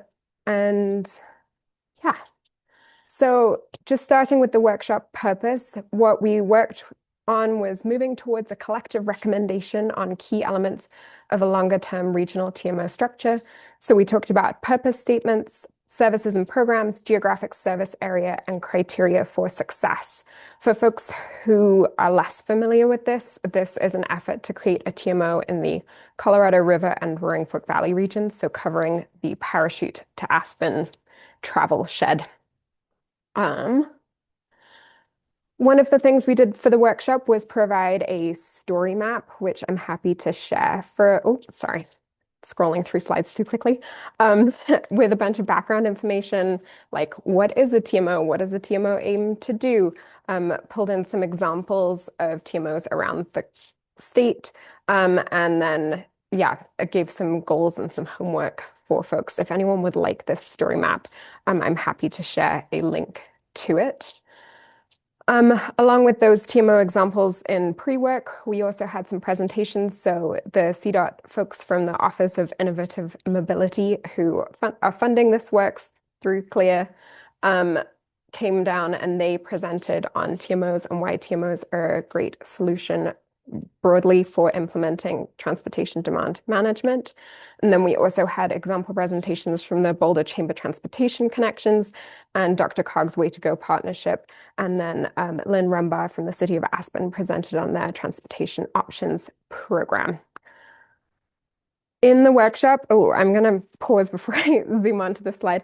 In the workshop, as I said, one of the goals was to come up with a collective purpose statement. So each of that we had 5 small groups that worked on purpose statements, and then we have kind of collated all of them into one purpose statement. There were lots of opinions shared of like, how long should it be? What does it speak to? So we have a draft purpose statement that reflects everyone's input, but we're open to more feedback. So I'm going to share that, and then yeah, I'm going to give you a chance to read it, and then if folks have immediate thoughts about the purpose statement, feel free to unmute and share what those are. So here's our purpose statement.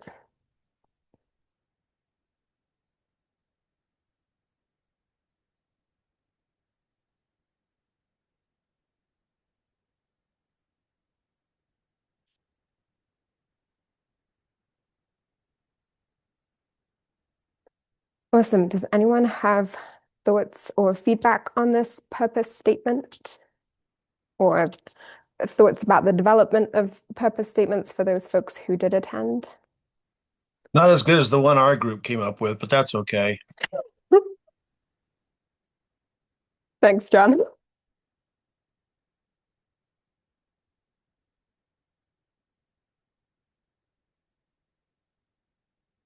Any other thoughts? I'm not seeing anyone right now, so happy to move on and come back. I think some feedback I received earlier this morning in another meeting was that the mitigate traffic growth is kind of, what is that goal? Is it to reduce congestion, mitigate traffic growth?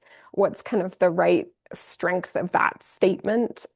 Because it's, you know, saying that you're going to reduce traffic is a really challenging goal. And so maybe mitigating traffic growth is a more appropriate goal.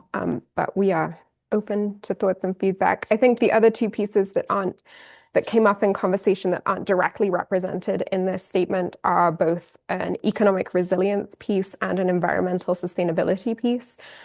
We decided to kind of collapse those into the quality of life piece because if otherwise the statement just gets longer and longer. And so we're trying to keep it shorter and shorter. So if you have any suggestions for how to shorten it, feel free to send me a note. Okay, I'm going to keep moving along. What's coming next for us? So we have been running some programs and campaigns through the Ride Amigos app platform. Ours is called Two Rivers to Connect to represent the Roaring Fork and the Colorado River. So we are planning spring and summer campaigns along with Bike to Work Day on the 24th of June. So thinking about what can regional collaboration look like for the Parachute to Aspen region for Bike to Work Day, and then how can we incentivize folks to use alternative transportation throughout the summer. If folks are interested in participating in what that looks like, send me a note. I'm happy to include you in conversations as we are working on planning for spring and summer campaigns. Other next steps. Oh, I already talked about spring campaigns, and then we're working on formalizing the TMO framework and thinking about budget requests for 2027. That is a really quick overview, but those are all my slides done. Happy to answer questions. Also happy to open the floor up to folks who, I know there are several folks in this meeting who joined us, which I'm really grateful to you all for joining us.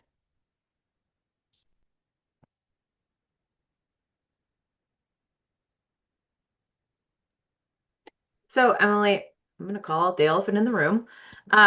Just because we had kind of prompted this group, like there could be discussion of, the TMO moving to a different home.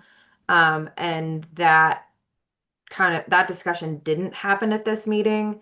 And so just want to clarify for everyone that the TMO is, for now, as it stands, being held by Clear. Currently, the TMO is being held by Clear. I think there are lots of options for structure, and I think we talked about some of those criteria for success. What does funding look like? What can governance look like?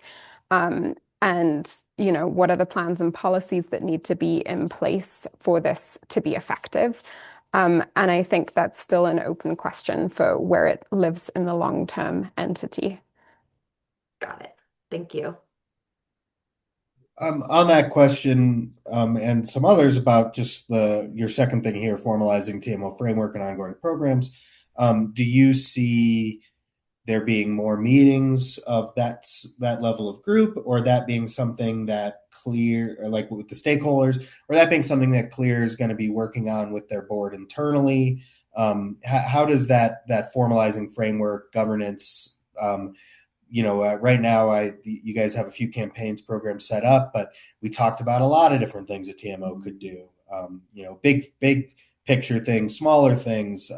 So I'm just kind of curious what the sort of, is that fleshed out at all? How you're thinking about moving forward with building the framework? We have ideas of how to move it forward, but I don't know that we have a decision made on how we would like to move forward.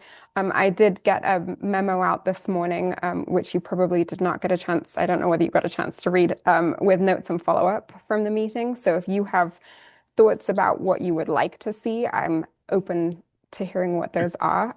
And yeah, I think we're looking for feedback and direction on what the whole community would like. And so when you say budget requests for 2027, is that CDOT budget requests for TMO funding, or are you anticipating going out to partner organizations requesting budget funding? I think both, Sam. The current TMO funding that we have runs out in April 2027. If we have formed a TMO by then, we will be eligible for, I think it's a $50,000 grant from CDOT that they are willing to put on the table for a TMO. But that's obviously not enough to run any major programs. And so I think it depends a bit in the next couple months as to how conversations go, what moves forward, as to what budget requests move forward. But yeah, we're aware that that timeline is soon. But I think it's also like a chicken and an egg problem of, if it's like, what geographic service area does it serve? Who's funding it? Who is at the table, who wants to be at the table? They're all interconnected questions because folks don't want to fund things that they are not receiving the benefit from, obviously. Sure. Well, thank you. I will probably reach out separately, but I just wanted to kind of just clear up some questions that I had on this slide. And then anybody else in the group who has any questions for Emily, please chime in. I do see Dawn put in the chat that she likes reduce or mitigate congestion over mitigate traffic growth because congestion is more visceral for people. Thanks for that input, Dawn. I just know no matter where people fall on a political spectrum or in opinions on things like Proposition 175, they all care about congestion. Whether they live up valley or down valley, how far they commute, they all care about congestion. I'm curious about the formalizing of the TMO framework and ongoing programs.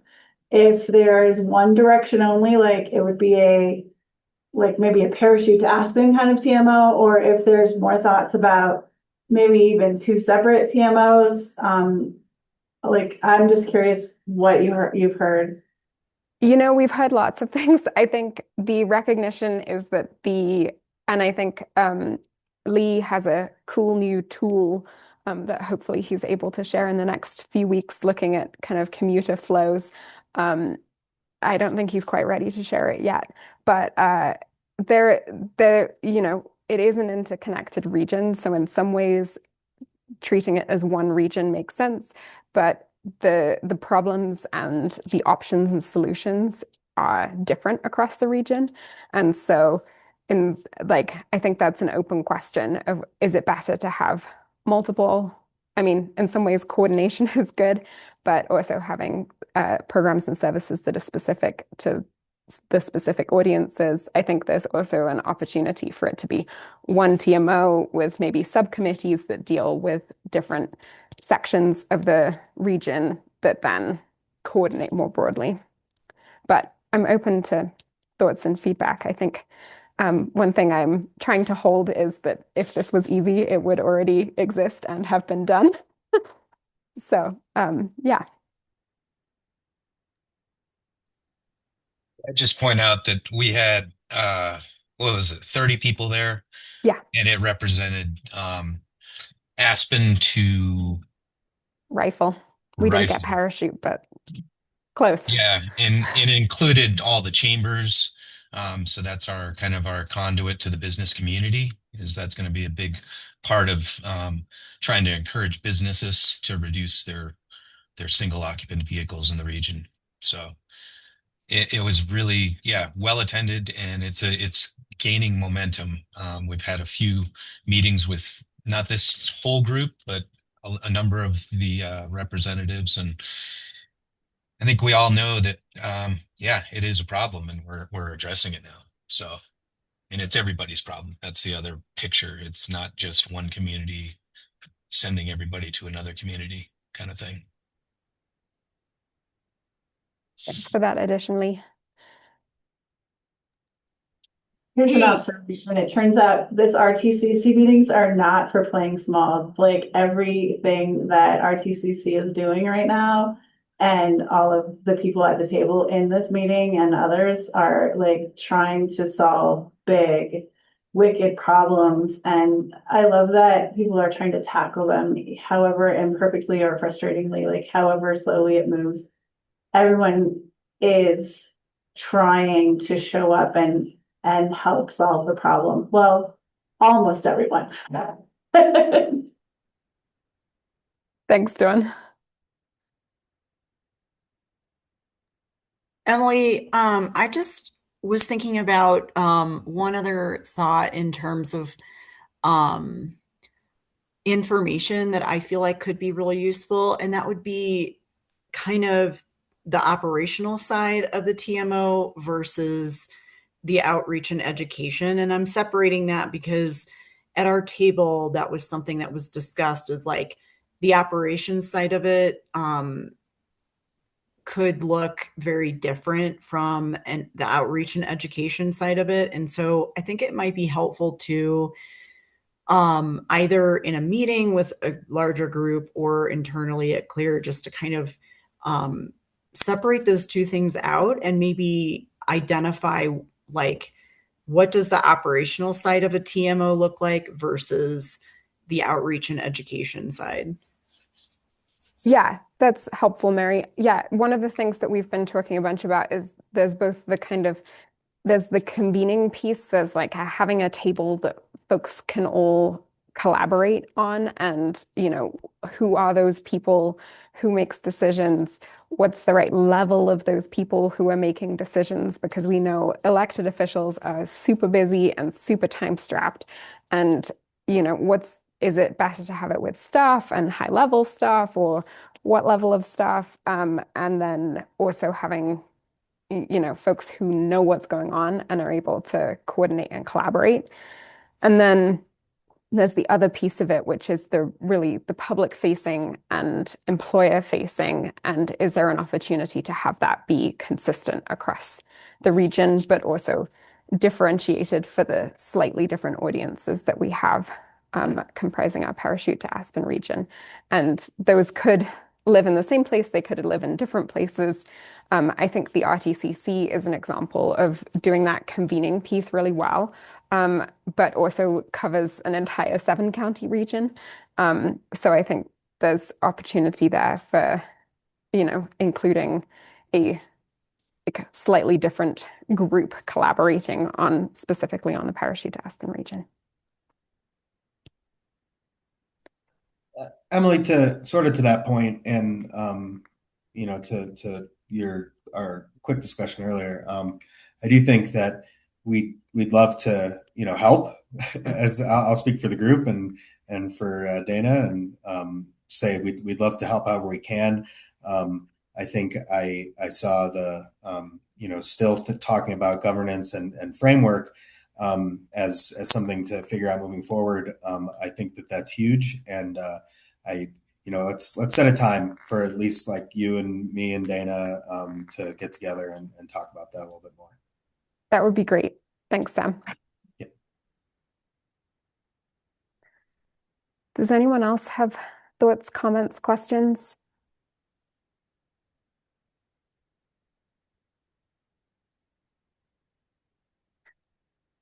Great. I will stop sharing. Oh, sorry, Sam.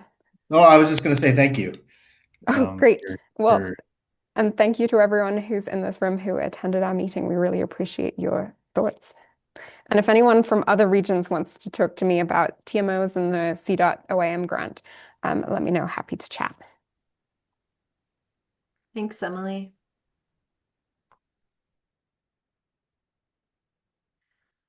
Okay. Partner updates. I just kind of put this as a blanket for folks who just want to talk about something exciting or a success or a challenge, or give some updates on what they're working on. I'll kick it off. I got a couple updates. One for Town of Snowmass Village. We just received a approval of our CTE grant application, so we'll be expanding demand response service within Snowmass Village. We currently have a bit of a tight area that we serve, and we're going to expand it to all paved public roads within the village, starting off with a couple of vehicle purchases and then eventually getting funding for operations. So we're really excited about that. I think it's going to be a big help to parking in the village, as well as some congestion, and just being able to provide everybody with a service that currently only some people get. And then we had a meeting of the Picken County Town of Snowmass Village and City of Aspen elected officials transportation committee. We had that, I think it was 2 weeks ago now. And we're going to them with a discussion of how it was sort of a mini retreat of how our funding is currently being used, how we'd like to see it used in the future. The elected officials transportation committee has tax funding. That's the language is that it's used to expand and improve public transit in the Roaring Fork Valley. And so we discussed with them whether that's the right language, whether it should be expanded, and then a little bit about governance model, whether the way we're meeting makes sense. But what we came out with was that we've got a lot of questions for a lawyer about what's currently approved, what we would need to expand the ballot language for to be able to provide things besides transit, like bike share and micro transit services, things like that, and whether we wanted to be able to use the funding outside of the Roaring Fork Valley. So more to come on that, but it was a interesting discussion, and nobody there was able to make the legal determinations we need to know whether we need to expand our tax language. So yeah, that's kind of what we had going up where I'm at.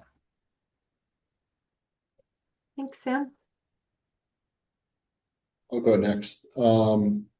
So starting June 1, the town of Winter Park will be launching a line that goes from Granby to Grand Lake, connect to Rocky Mountain National Park. Also will connect to the train, which is really exciting. Opens up a whole lot of East Grand that has not been served. Along with that, we are also launching a microtransit program on June 15th, and that will cover the town of Winter Park, just the town of Winter Park right now, as it's a pilot program.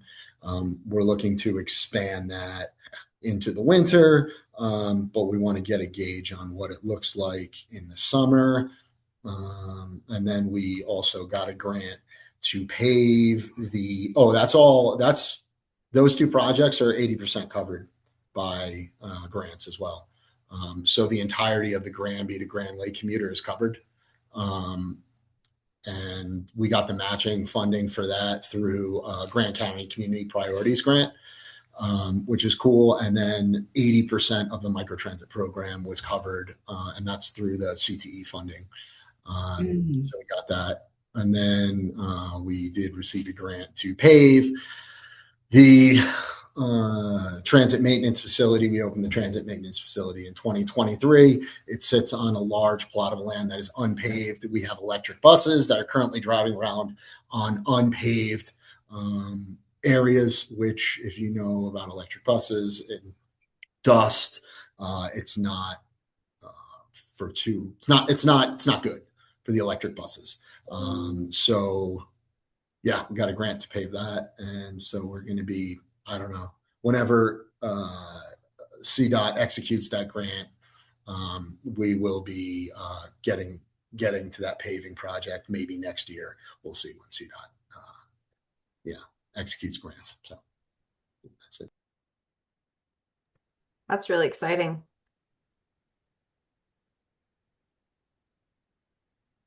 Other folks? Yeah, we've got celebrating our first year of service for the on-demand in Glenwood, Ride Glenwood on demand, doing about 8,000 passengers a month. Our fixed route line is doing about 22,000 a month. So about 30,000, transit trips. And that's not including some of the other RAFTA lines that go through town. We're going to be evaluating our fare and deciding whether we kick it up a notch, or we're right now charging $1 a ride for anywhere in town. And our town is pretty spread out, so we could maybe see charging a little longer or a little more for the longer trips. We could maybe make some of the RAFTA stop trips free, and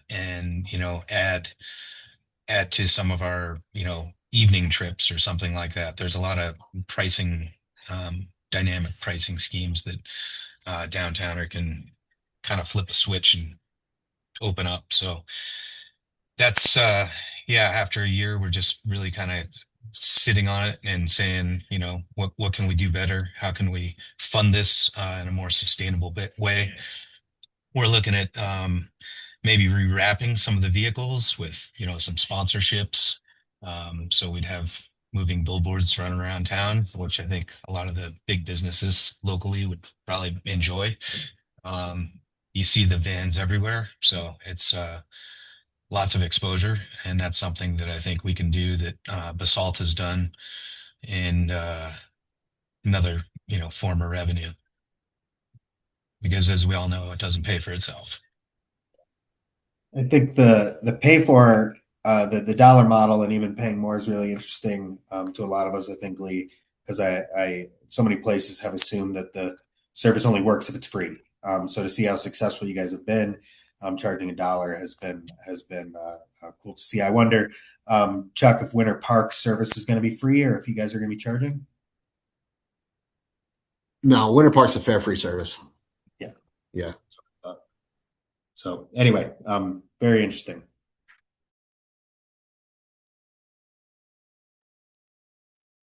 I'll give an update.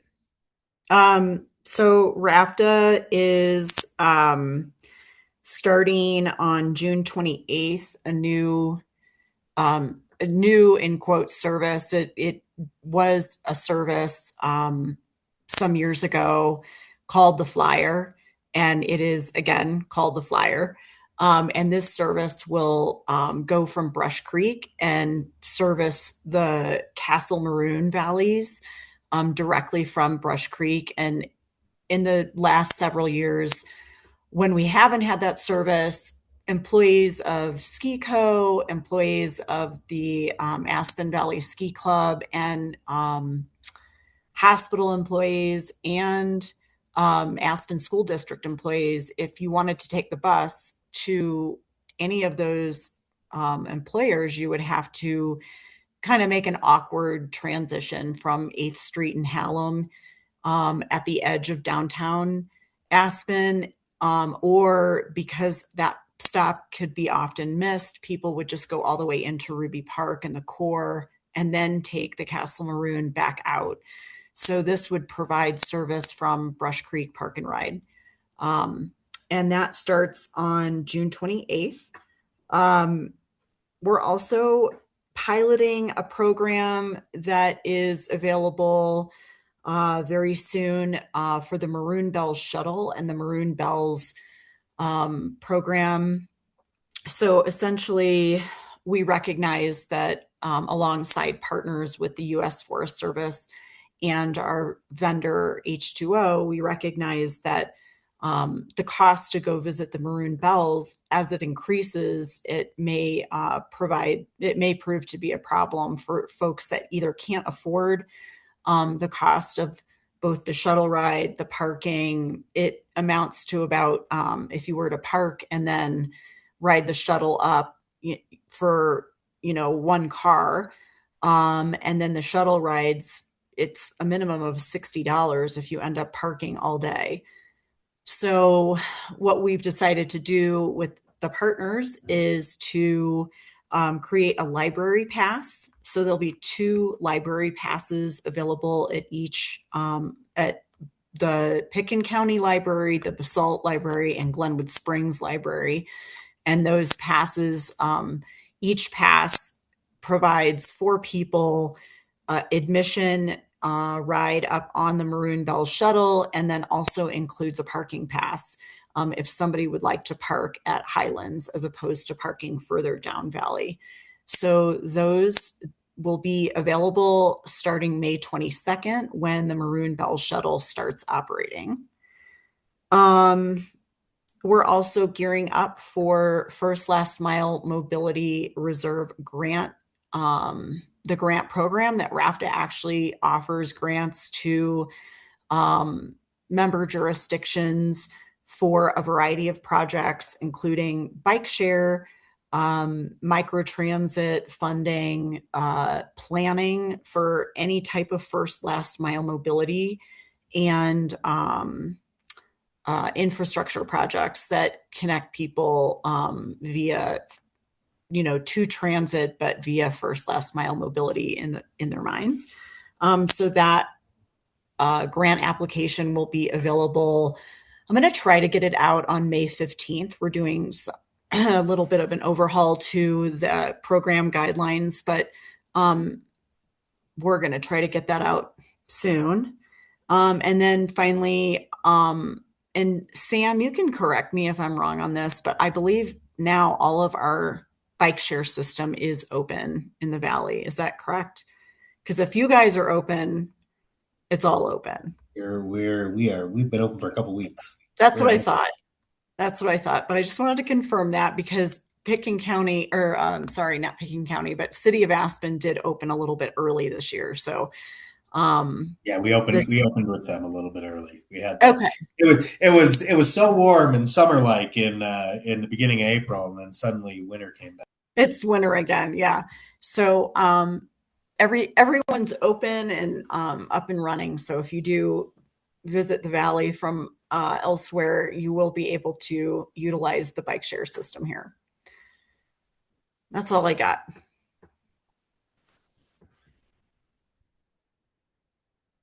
Anybody else? Yeah, Yamp Valley RTA has been stood up as of the first of the year. And so we have a board of directors. They're moving forward, going through all the legalese and standing up bank accounts and all the fun stuff with starting a new transit authority. And so right now the focus is on hiring a executive director to lead the organization through all the growth that and developing routes and everything associated with that. So that's really exciting going on the valley in the valley. Steamboat Springs Transit will continue to operate the regional service for the first 3 years, just to kind of give some crossover time to let the RTA get up and running. And then we'll discuss transfer of assets, routes, and opportunities, things like that. But very exciting that it's starting and moving forward. Jonathan, do you have to go in November? Not you, but the RTA, like asking voters for funding at this time? Yeah, they're working on that. Right now, we have an agreement with the local ski area, Ski Corps here, that is giving them seed money for $1 million a year. So that's helping to kind of move through this process. It's one of those things where it probably would be nice to move forward this year, but I'm guessing that it's kind of a two-part deal. One, you want to get the funding going, but you really need to make sure the ballot language is correct and that you've done a lot of polling, research, really identified what you're doing and the price and all that kind of stuff as well. So it would be a pretty hard push to get it done this year, but not to say that it won't be. But at least we have that seed money from the ski area and then some SB 230 funding and other funding that's helping with the website and things like that. So it's not like it's an entity with zero funds at this point. Great, thanks.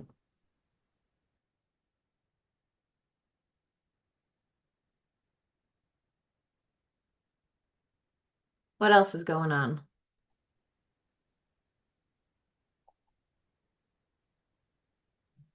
I go. Town of Vale, we're using our SB 230 funding to increase transit service significantly this year, like 30% increase. We're increased frequency on basically all of our outlying routes, streamlining a couple of the routes out in Westvale. And so that will start June 8th. We're hoping we get our SB 230 contract in DocuSign this week so we can kind of start doing all the training and kind of all the stuff that we need to do to make that happen. But that's the big thing we've been working on, and that will potentially kind of follow through on some of these efficiency improvements for the following winter. And this is a pretty big change for us because we've added incremental service, but this was rewriting, like Anna was saying before, rewriting all of our run sheets and our paddles and doing a big overhaul that the SB 230 funding really let us do. So this will be a big change, but we're excited for it. That is exciting. Thanks, Chris.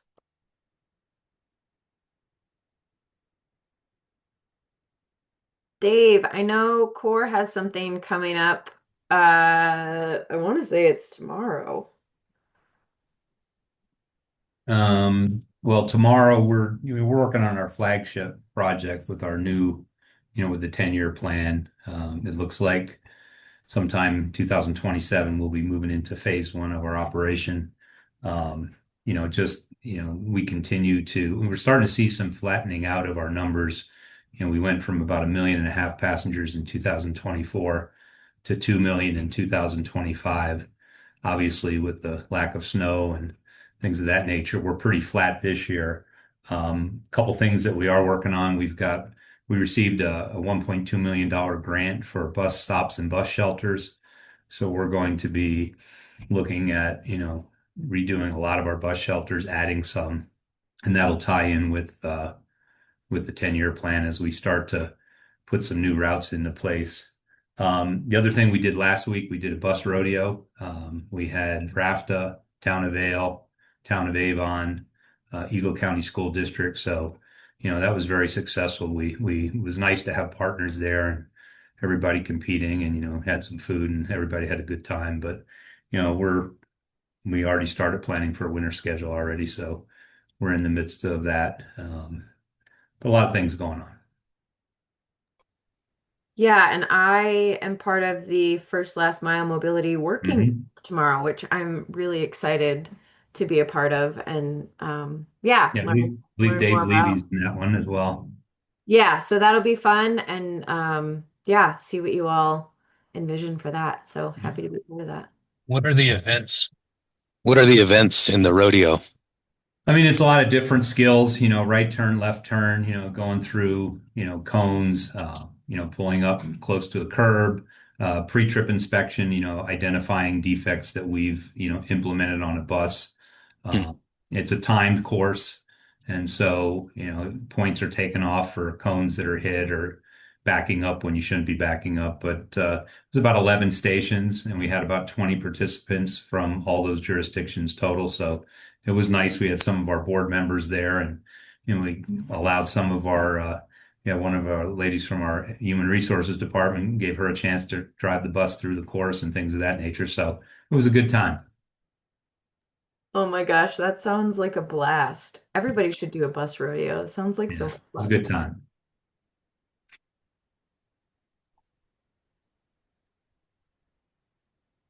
Just looking in the chat. I will just throw in a pitch for the next meeting. Anybody who has any agenda items that they'd like to see on there, feel free to send them to Dana and myself and Mary, and we can try to get them on there. That's all I got. Yep. Always happy to take items on the agenda. Anyone else?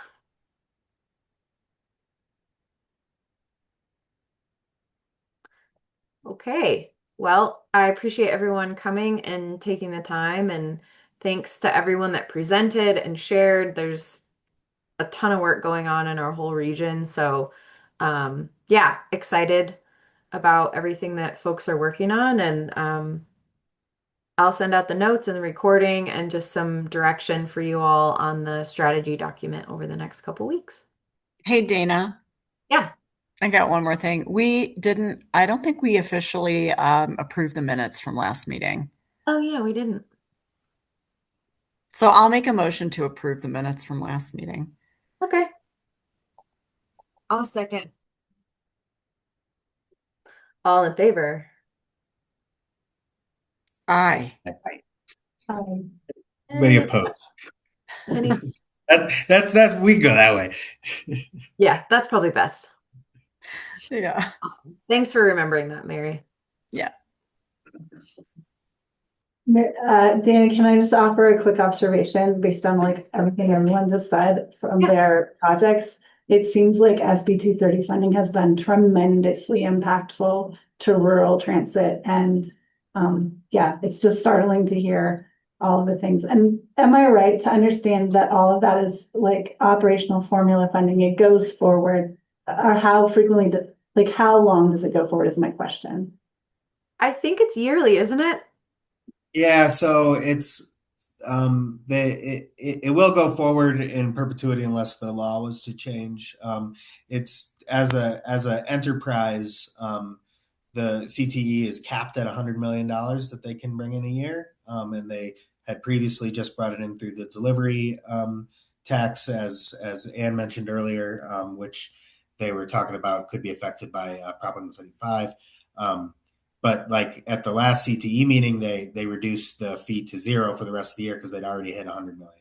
So there's a cap on the funding every year, but it's right now it seems to be more than they're using. Although I'm not on the board, so I can't speak to that for sure. I just attended the last meeting, but that's the note. It's in perpetuity and capped at 100 million because anything over that is no longer an enterprise, and it would be subject to Tabor. Cool. Thanks. Awesome. See everybody, hopefully a lot of you at Casta next week. And yeah, have a great month and we'll talk to you all soon. Thanks. Bye. Bye. Thank you. Yeah.